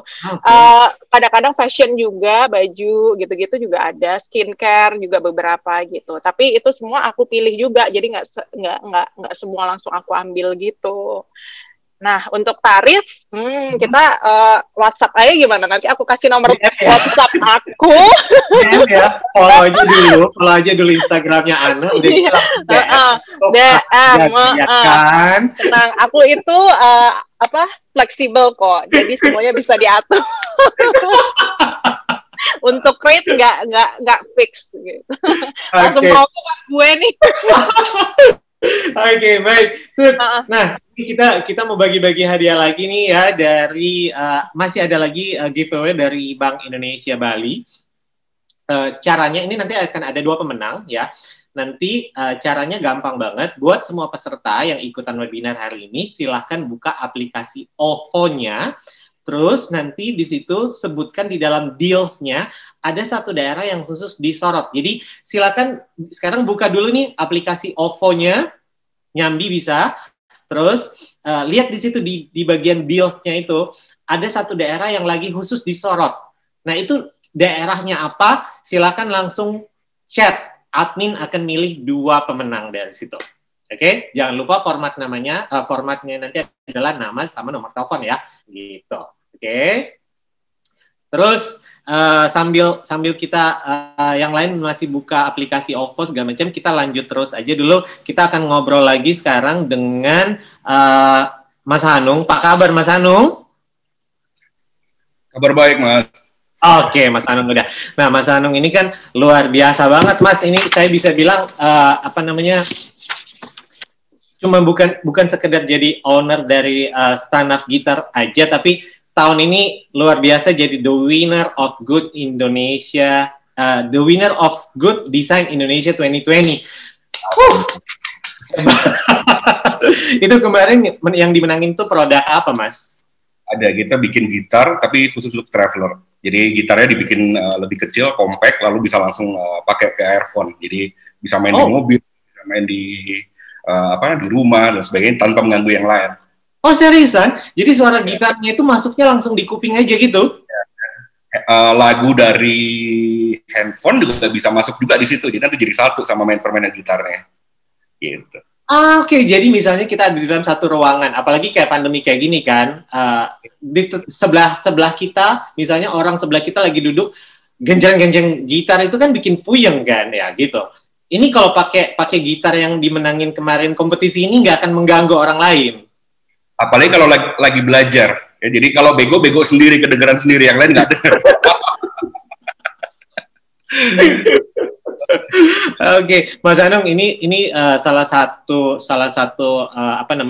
produk dan juga salah satu orang yang benar-benar support lokal produknya Bali gitu kan ya. Nah, dan juga ikut membantu di Yayasan Bido gitu untuk UMKM, terutama di part of digitalnya kan ya Mas ya. Ya Mas. Oke, nah ini bisa di-share sama kita nggak Mas? Kira-kira untuk UMKM-nya sendiri yang ada di Bali, apa aja sih yang bisa dibagikan dari stand-up gitarnya, bahkan mungkin dari bidonya, kira-kira apa sih yang bisa dibagikan untuk yang ada di Bali ini, Mas? Maksudnya aku bisa share screen nggak? Cuman pas slide aja. Bisa. Oke. Udah kelihatan? Iya, udah ya. Oke. Kalau tadi ngomongin tahun-tahun yang sekarang, kita coba flying back dulu ke old era di 2002. Jadi cerita sedikit, Stand-up Gitar ini adalah perusahaan pembuat gitar di Bandung ya. Jadi kami berdiri tahun 2002, itu 18 tahun yang lalu. Usia saya masih 20-an waktu itu. Jadi samalah dengan teman-teman pemuda-pemuda yang di Zoom sekarang ya. Gitu. Nah, era 2002 itu kalau sosial media apa ya? Dulu 2003, 2004 mungkin ada Friendster ya. Tunggu, nah, 2002 itu masih mainan Friendster sih. Jadi Friendster, tapi juga nggak ada ads dan nggak ada penjualan di sana. Mungkin testimonial doang. Gitu. Betul. Nah, jujurnya kami memang waktu itu karena saya juga penghobi internet, jadi kami itu besar dari, kalau dulu pernah ingat Kaskus, lalu ada beberapa forum besar seperti gitaris.com dan beberapa forum musik luar lainnya gitu. Jadi artinya sebenarnya internet ini juga cukup membantu kita untuk bisa lompat lebih cepat gitu pada eranya. Jadi pada saat itu memang Facebook itu mungkin Facebook 2004 sudah lahir, tapi saya juga baru mengenal atau menggunakan di early 2009 atau di 2008 akhir gitu ya. Dan itu pun belum menggunakan ads ya. Padahal sebenarnya Facebook ads itu baru udah nongol di 2009 nih. Gitu. Jadi pada eranya pada saat itu kami besar karena forum dan karena forum ya, Kaskus juga forum. Jadi kalau sekarang kita bicara tentang sosial media, ya memang sekarang zamannya adalah itu, kita nggak bisa hindarin gitu. Jadi kalau tadi Mas Yuka bilang sebenarnya saya 2020 ya saya baru pakai ads itu mungkin 4-5 tahun ke belakang. Jadi itu pun kalau ditanya telat apa nggak telat sih, saya bilang telat gitu. Jadi kalau teman-teman nih sekarang yang sedang memulai bisnis atau bisnisnya belum online, nggak ada waktu yang lebih terlambat lagi, kecuali kalau nggak mulai dari hari ini ya tambah terlambat deh, karena itu telat banget.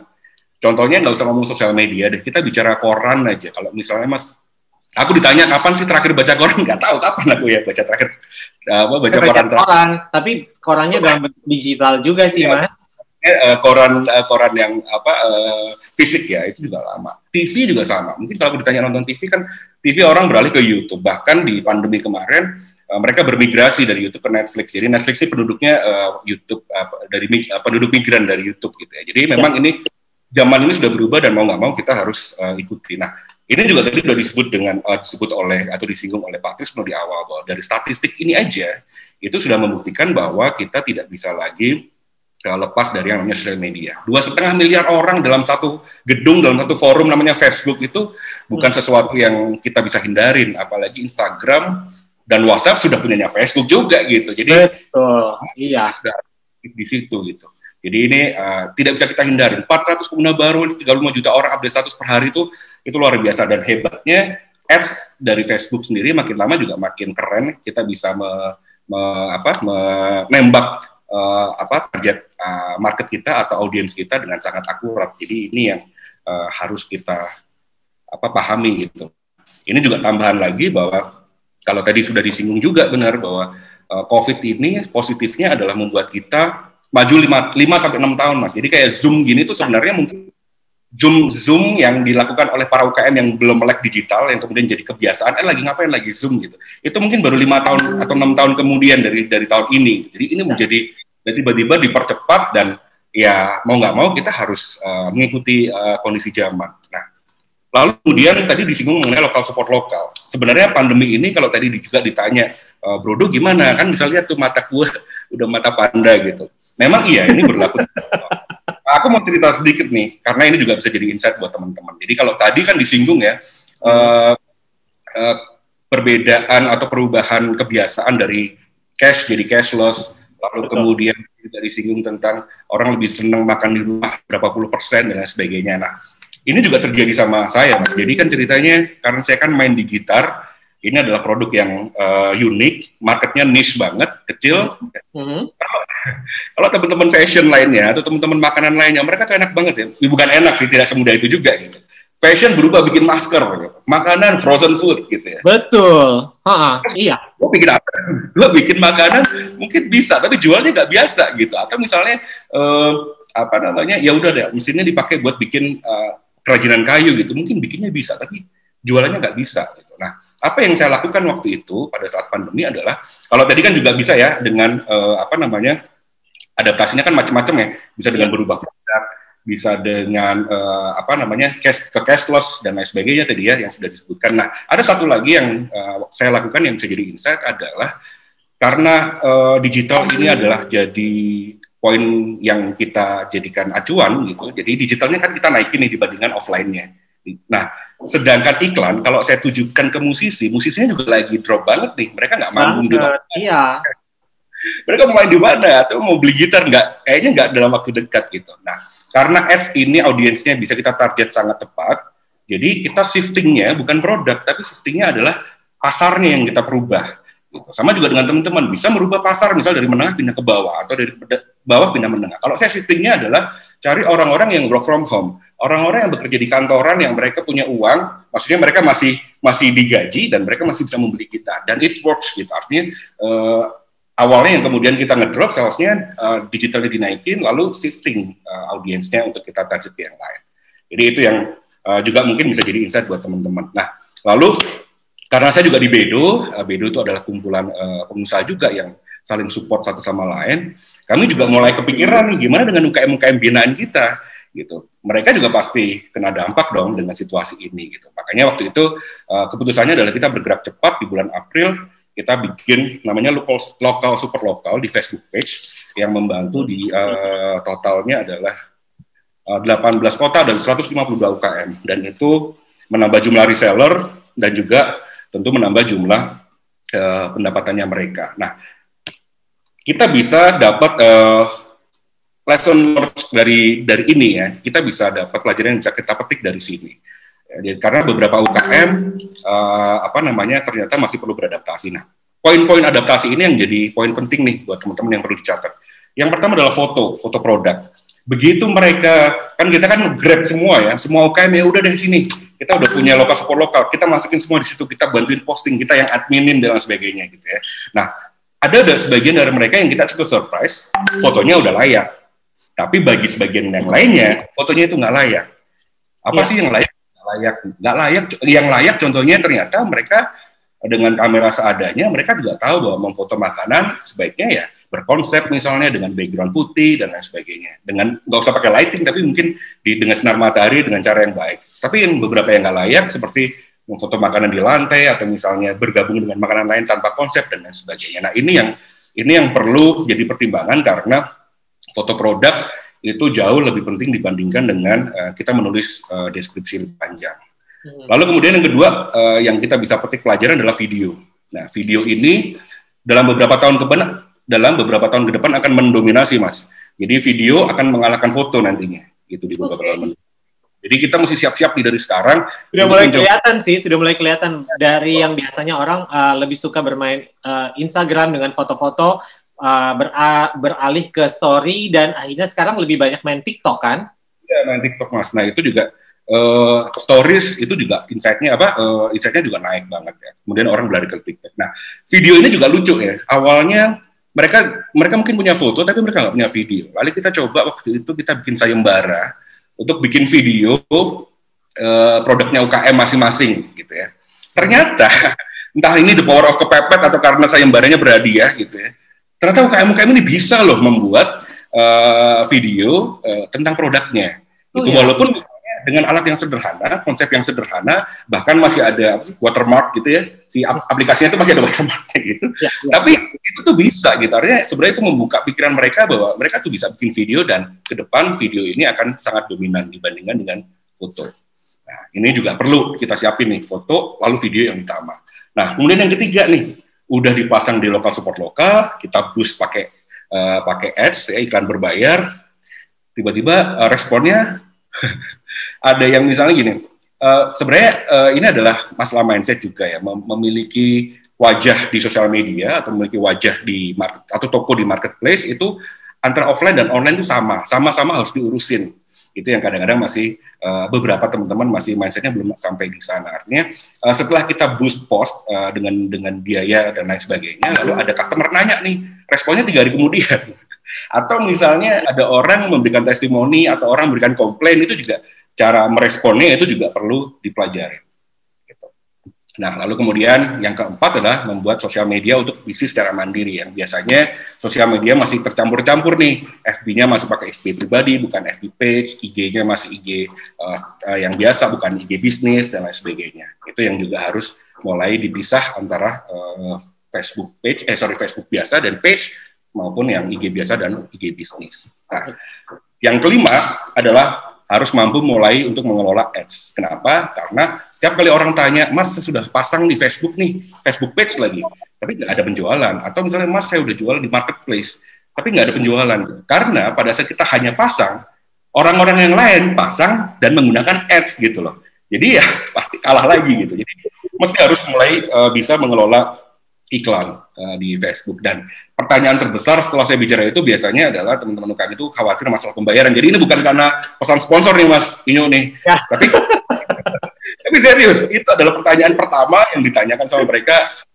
Kredit takut ditagih yang enggak, lalu kemudian bayar. Kan ada juga ya UKM yang mungkin mikro sekali, kan Facebook katanya kantornya di Amerika, cara bayar ke Amerika gimana? Dan saya juga baru tahu beberapa bulan terakhir ternyata OVO bisa buat bayar gitu. Dan saya coba ternyata udah dari tahun lalu gitu. Jadi memang mengelola ads tidak hanya masalah pembayaran aja sih, yang itu awal ditakutkan, tapi juga menarget audiens yang tepat dan melakukan monitoring dan evaluasi itu juga penting. Itu Mas yang hasil dari kita menggrab ratusan UKM untuk sesegera mungkin yang kita bisa bantu ya. Lepas dari masa COVID, tapi paling enggak apa yang kita bisa lakukan adalah nge-grab mereka untuk bertransformasi menjadi digital, tapi ternyata ada keyword-keyword ini di mana mereka tuh perlu beradaptasi. Gitu. Oke, sip. Baik, Mas Anung ini luar biasa banget sih insight-nya. Kita dapat banyak dari Mas Anung di sini. Dan sebelum kita lanjut lagi dengan Mas Anung, ini saya akan bagi dulu nama 2 pemenang yang tadi sudah buka aplikasi OVO, terus sudah menemukan di bagian deals-nya kota mana yang sekarang ini atau daerah mana yang sekarang ini memang jadi sorotan banget. Jawabannya benar, Bali. Selamat buat Dara Ginting 0813620000 sekian dan ada Aditya 0813385955 sekian. Selamat dapat goodie bag dari Bank Indonesia. Nanti kita masih akan ada lagi goodie bag tentunya dari Bank Indonesia, dan juga di akhir acara kita masih akan ada OVO Cash. Makanya jadi yang semua ada di sini jangan kemana-mana, tetap stay, nanti tetap nyalain videonya. Kita akan bagi-bagi buat semua yang masih ada di sini sampai akhir webinar ini selesai, semua akan dapat yang namanya OVO Cash ya. Terus kita akan lanjut lagi sekarang. Kita akan buka kesempatan buat siapa aja yang mau bertanya, silahkan di chat, nanti admin akan bantu kirim ke saya akan bagikan pertanyaan ke 3 speaker kita hari ini. Ada Mas Anung, ada Ana, juga ada Mas Yuka gitu. Nah, ini saya coba balik dulu ke Mas Yuka. Mas Yuka, ini setelah Mas Yuka masih ada? Masih ada. Oke, Mas Yuka, ini udah lebih dari 6 bulan lah ya kalau kita lihat ini sampai kantung mata udah hitam banget gitu kan. Nah, bersyukur saya untuk sekarang ini nggak punya pabrik sepatu, Mas. Jadi kantung matanya masih nggak hitam-hitam. Aduh. Kan? Harus disyukuri nih untuk segala hal gitu. Nah, udah lebih dari 6 bulan gitu. Terus segala macam cara udah dicoba. Orang udah mulai coba bisnis ini, bisnis itu, segala macam cara udah mulai berubah gitu. Sama akhirnya orang sudah mulai coba juga bermain namanya media sosial. Ada satu sebenarnya yang jadi ganjalan di saya pribadi sih. Saya sempat pikiran gini, belakangan orang-orang itu mulai berpikiran untuk slow living. Gitu. Orang-orang mulai berpikiran slow living. Orang-orang mulai berpikiran untuk tidak mau bergerak secara terlalu cepat, tidak mau terlalu engage lagi dengan sosial media. Ini waktunya mereka untuk diri mereka sendiri dulu segala macam. Nah, kalau misalnya kayak begini, kira-kira ya, kalau misalnya tren slow living ini akhirnya benar-benar bisa jalan gitu, kira-kira dari pelaku-pelaku bisnis, pelaku UMKM ini, apa yang mau dikerjakan, apa yang mau digenjot, promo seperti apa yang mau dipakai, media apa yang mau dipakai nih, dan cara seperti apa yang mau dipakai di sosial media biar semua yang menjadi pelaku usaha ini tetap bisa survive gitu loh, Mas. Yes. Ini harus saya pikirin dulu nih. Berat banget pertanyaannya, Mas. Tapi emang setuju 1000% karena social media ini kayak ibarat senjata ya. Iya kan, bisa jadi bukang kan. Karena saya juga mulai merasa, jujur saya pribadi kadang-kadang mulai merasa gini, penting nggak sih saya buka sosial media tiap hari? Gitu. Nah, tapi di sisi lain, kita sekarang ada hidup di dunia digital gitu. Tapi di sisi lain, kita mulai berpikiran untuk slow living. Oke, secara paymentnya segala macam, kita udah tahu, oh kalau mau payment saya pasti bayarnya pakai OVO. Gampang. Tapi kan tidak setiap 5 menit saya buka handphone untuk cek sosial media. Nah, pertanyaannya untuk UMKM ini, mungkin dari Mas Hanung, Mas Yuka, mungkin bisa sharing ke kita nih. Sama, ini bisa jadi insight juga nih buat yang pelaku usaha, sama yang baru mau usaha nih, bisa jadi bahan pertimbangan mungkin. Kira-kira kalau misalnya slow living ini benar-benar jalan, benar-benar nyata gitu, apa yang mau dipakai nih? Metode apa yang mau dipakai nih kira-kira? Ini tajam banget karena emang ini berkaitannya sama banyak poin nih. Jadi setuju banget bahwa social media itu selain banyak positifnya, negatifnya juga banyak. Saya mendalami banget nih karena emang di satu sisi mental health issue meningkat drastis. Betul. Anak-anak sekarang umur 12 udah stres. Iya. Saya umur 12 nggak mikirin apa-apa hidupnya. Jadi emang ini nih dinamika teknologi ini kadang-kadang kita benar-benar harus bijak. Nah, ini ada dua sisi, sebagai personal, saya pribadi, ada sebagai bisnis. Nah, ini ya. Makanya langsung nodongnya ke Mas Yuka sama Mas Hanung, karena sebagai personal sama sebagai pelaku usaha. Gimana nih cara nyikapinya nih, Mas? Kalau sebagai personal dulu, pertama harus bijak ya, harus benar-benar punya, kalau istilahnya punya wall nih, punya pagar. Kira-kira kapan menggunakan social media ini untuk leisure, kapan menggunakan social media ini untuk bisnis. Jadi mindsetnya tuh helmnya harus ganti tuh pada saat berbisnis, mau nggak mau karena di-driven banget sama teknologi, sama internet, sama social media. Apalagi saya nih di industri fashion retail yang memang erat kaitannya tuh sama tren, harus aware banget. Jadi harus hidup di situ. Nah, tapi emang mindsetnya itu jangan untuk leisure, jangan untuk yang macam-macam, simply untuk belajar dan berbisnis. Nah, itu susah tuh. Kadang-kadang kalau saya kan emang fans ya bola, basket, ya ngeliat ini, ngeliat itu, atau ngeliat ya tiba-tiba 3 jam sendiri. itu bahaya. Jadi ini challenges bukan buat saya aja, buat semuanya, buat seluruh masyarakat. Gimana tuh kita bisa punya pengendalian diri.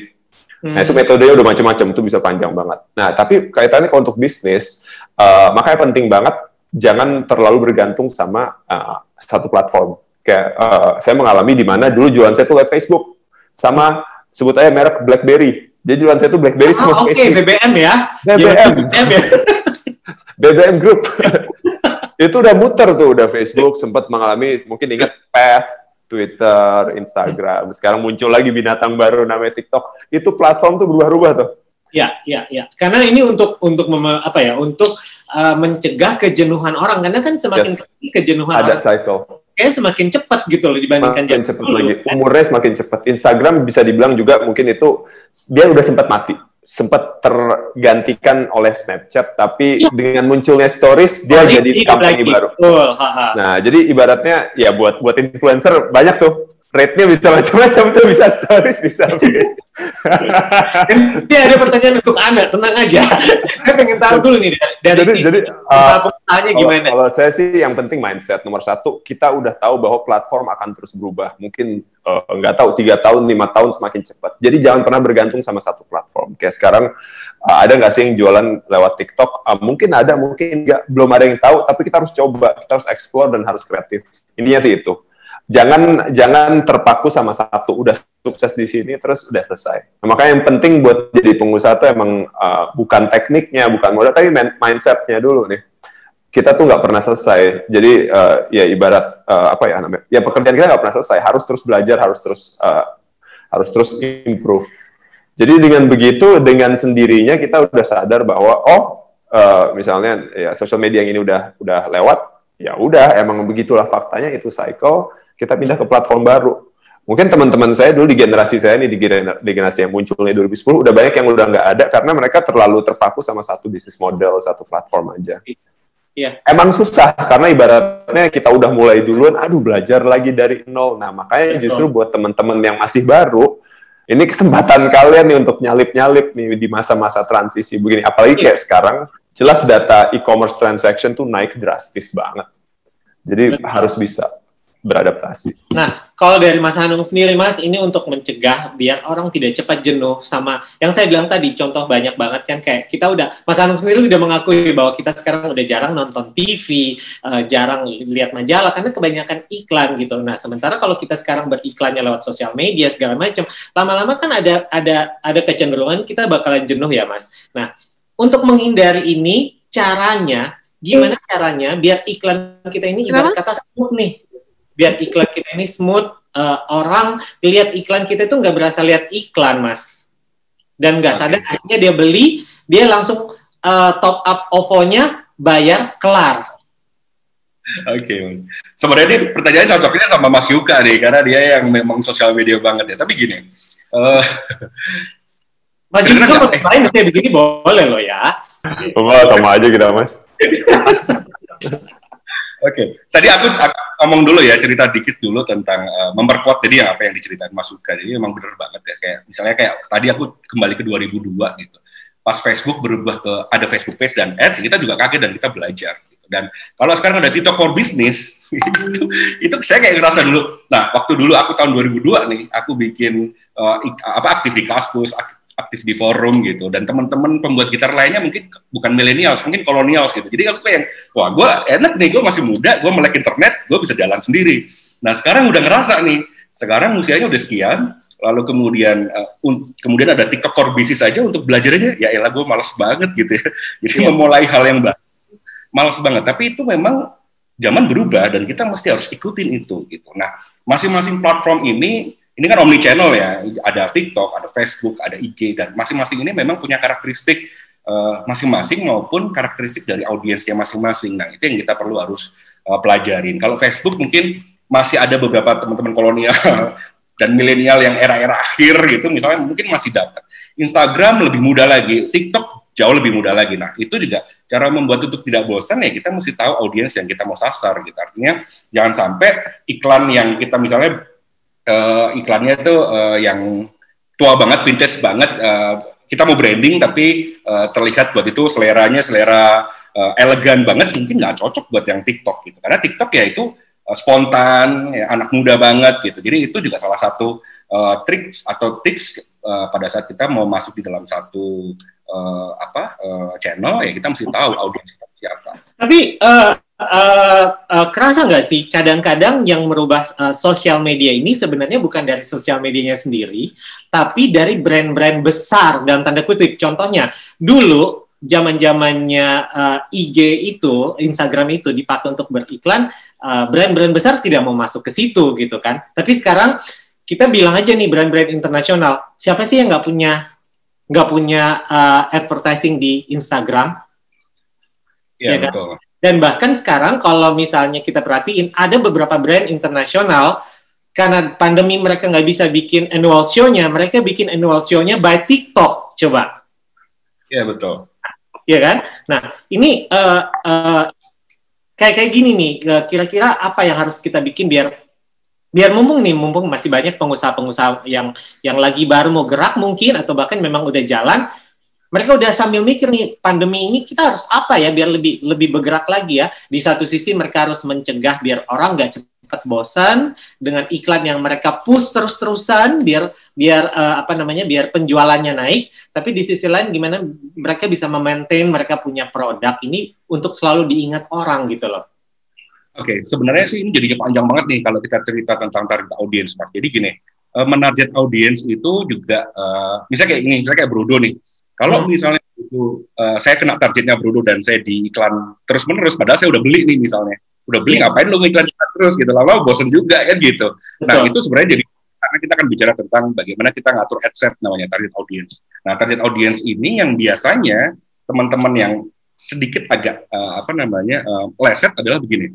Kalau misalnya anggap aja nih teman-teman UKM jualan batik gitu. Yeah.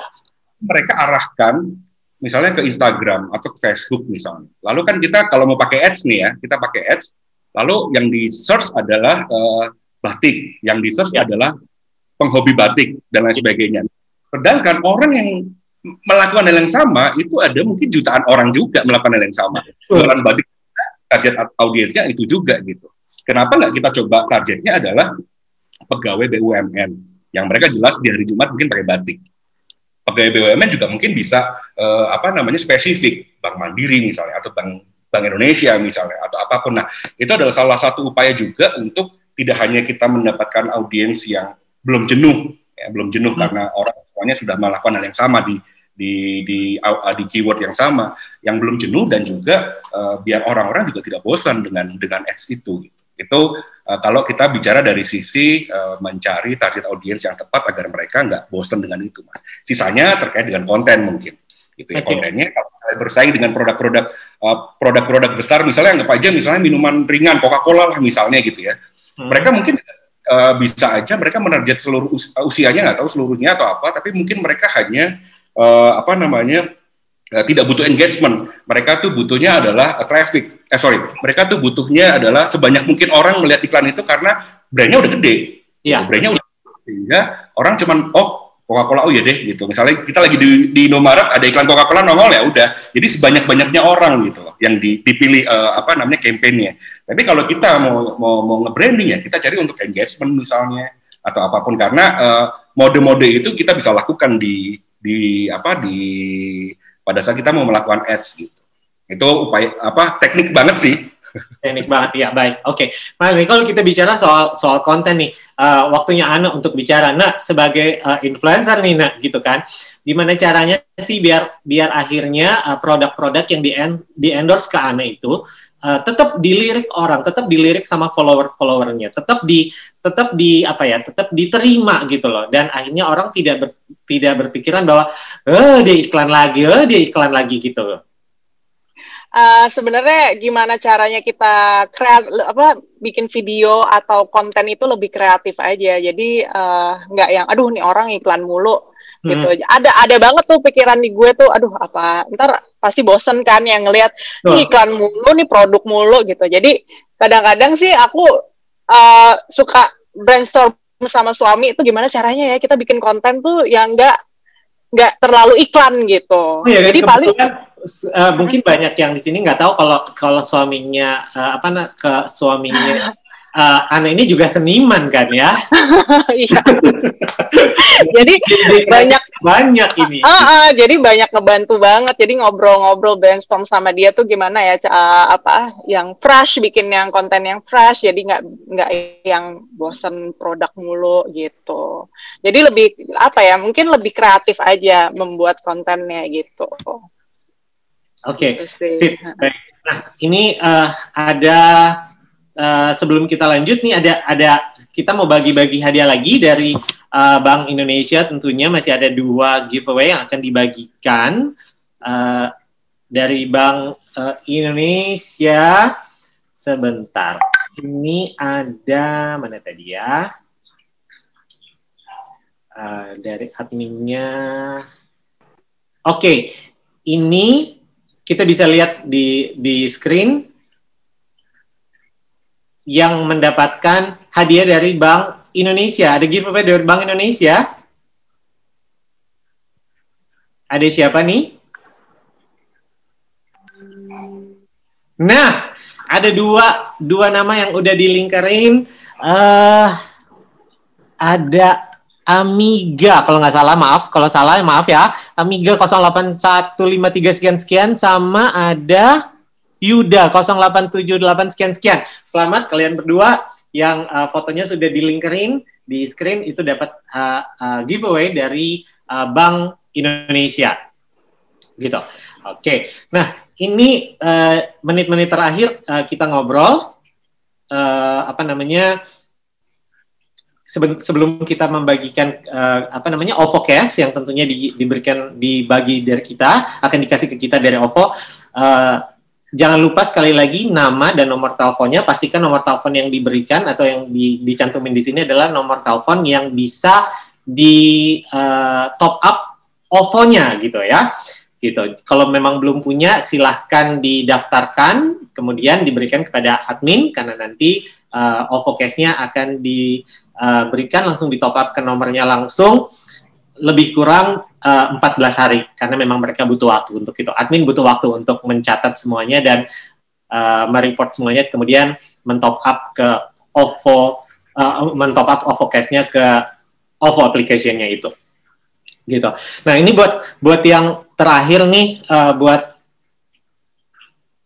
Mas Yuka, ada yang mau disampaikan ke kita semua nih. Kira-kira ada lagi yang mau disampaikan ke kita sehubungan dengan dunia digital yang sangat-sangat cepat bergerak ini, Mas, kayak gitu. Sama persiapannya apa yang harus kita siapkan gitu, terus untuk menghadapi pandemi ini. Banyak banget, Mas. Kenapa? Banyak banget. Banyak banget. Apa ya? Banyak yang ingin saya sampaikan nih. Ada waktu berapa jam? Lebih ke 5 menit. Boleh. Saya kasih waktu.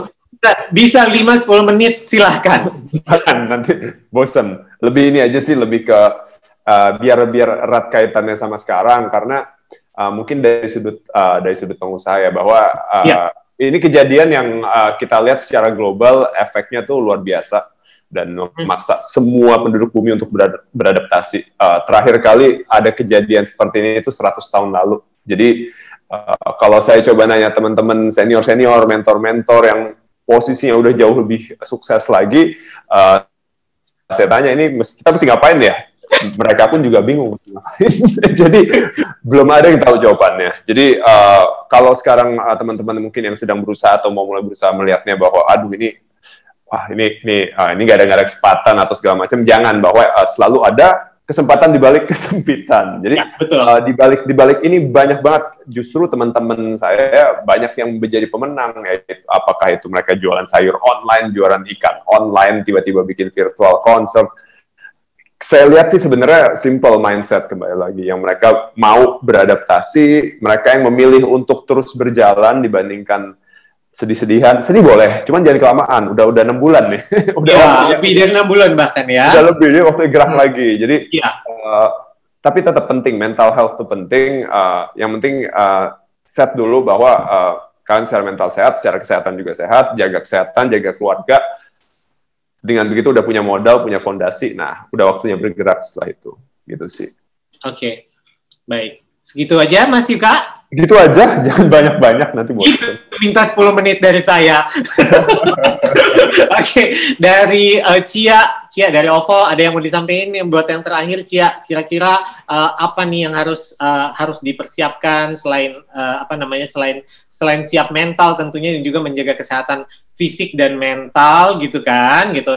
Ini apa nih yang harus kita siapin? OVO juga pasti sangat mensupport semua pelaku UMKM kan? Iya, pastinya. Kalau dari aku sih yang pasti kita let's be the smart business owners aja kali ya. Jadi bisa lebih sensitif terhadap tren yang ada, dengerin customer, dan juga selalu ngikutin health protokol yang ada. Kalau dari OVO ya bisa ngegunain opportunity untuk pakai QRIS, dan juga tetap ngegunain jadi apply jadi merchant di OVO juga. Jadi yang pasti be the smart business owners, itu sih paling. Baik, oke. Mas Anung, masih ada yang mau disampaikan? Mas Anung, silakan. Ada, Mas. Nah, aku kayaknya ngambil sudut yang agak lain nih ya. Ya, silakan. Tadi kan udah disebutin Mas Yuka dan OVO tadi ya.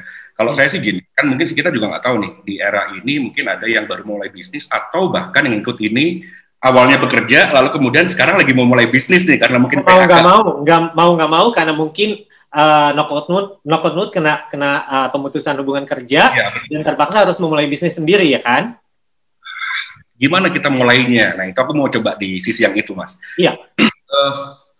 Jadi gini, saya mau cerita sedikit ya, 3 menit lah ya, 3 menit cukup lah. Jadi sebenarnya ada beberapa hal yang kita bisa lakukan nih, kalau pada saat kita harus memulai bisnis, misalnya nggak ada modal sekalipun, atau kita nggak bisa bikin produk sekalipun gitu ya. Saya ada cerita, ada 2 tempat ya. Yang pertama adalah kalau ini ada dua bagan. Yang bagian pertama kalau kita mau produksi sendiri, kita mau punya produksi sendiri dan kita mau punya brand sendiri. Nah, ada satu cerita menarik di Rungkut di Surabaya, itu UKM binaan kita juga dulu, yang awal mulanya adalah gimana caranya dia harus memulai bisnis, ya dia bikin kue, tapi kemudian dia nggak terlalu punya banyak modal. Nah, cara yang paling mudah dilakukan pada saat itu adalah dia ke tetangga-tetangganya, dia tanya di setiap tetangganya tuh punya apa. Misalnya ada yang punya kukusan, ada yang punya oven, ada yang punya apa gitu, yang kukusan belajar untuk kemudian bikin bolu kukus. Kemudian yang punya oven belajar untuk bikin kue yang perlu harus di oven dan lain sebagainya. Atau yang punya bahan lalu sama-sama belajar dan sama-sama dipasarin. Dan itu bekerja sangat baik, tidak hanya modal yang seadanya ya di satu bank itu, dan produk itu bahkan sampai saat ini sudah masuk di in-flight shop-nya Citylink, Mas. Jadi itu sukses berat setelah dari gang dibeli oleh dinas, makin banyak dan masuk ke in-flight shop-nya Citylink. Lalu itu kalau yang nggak punya modal nih. Atau kalau sekarang saya udah punya produk nih, tapi nggak bisa jualan. Gimana caranya? Ini juga satu contoh yang baik juga. Sekitar 3 bulan yang lalu kita jalan program di Semarang. Mereka itu mengkolaborasikan. Jadi yang A bikin produk A, yang B bikin produk B, yang C bikin produk C, dan kebetulan ini adalah produk makanan semua dan makanan khas kota itu gitu. Yeah. Akhirnya mereka membuat satu merek untuk bundling.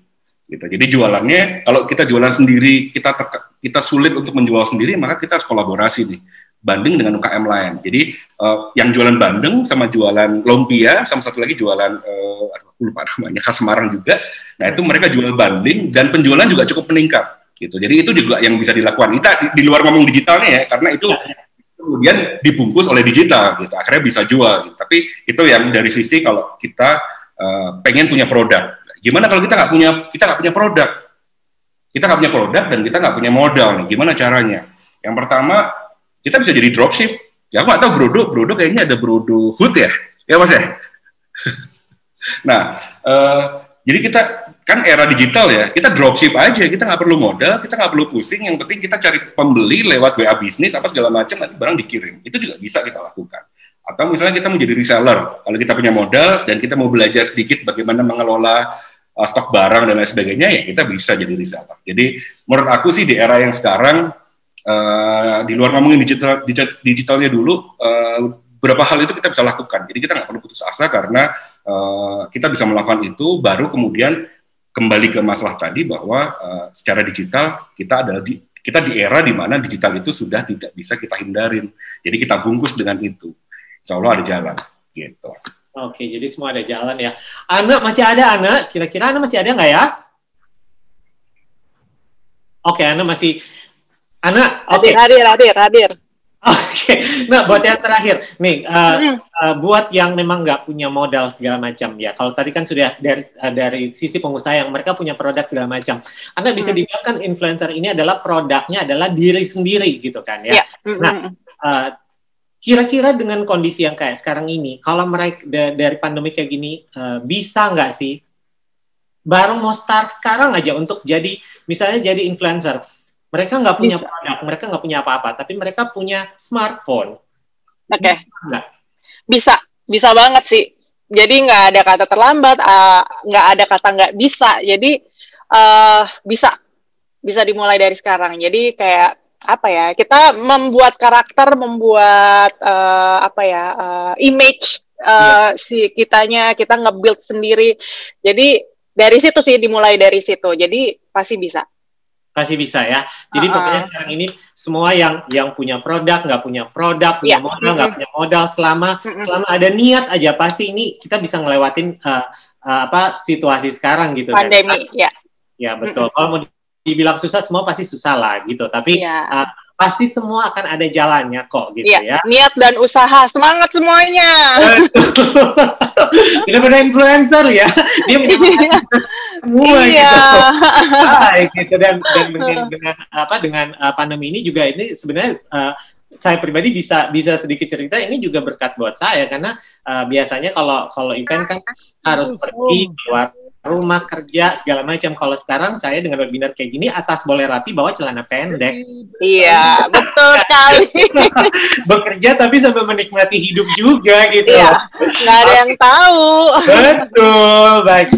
Jadi buat semuanya yang masih stay sampai akhir ini, sampai webinar ini selesai, semua akan mendapatkan OVO Cash yang sudah saya bilang tadi, akan dikirimkan paling lambat 2 minggu, 14 hari pokoknya dari sekarang. Dan yang terakhir, Pak Trisno, ada yang mau disampaikan dari Bank Indonesia buat kita semua, Pak Trisno? Kalau saya tadi semangat sekali, tadi narasumbernya luar biasa ya, saya kira ini beruntung buat rekan-rekan semua yang ikut hari ini. Never give up, maju terus, jangan pernah menyerah. Ada buku yang lama mungkin sudah pernah lihat, apa namanya itu ya, Impossible is Nothing. Ini menurut saya pembuktian bahwa COVID ini membuat sesuatu yang tadinya nggak mungkin jadi mungkin. Itu Mas Inyo. Semangat terus untuk kita menghadapi COVID-19 ini.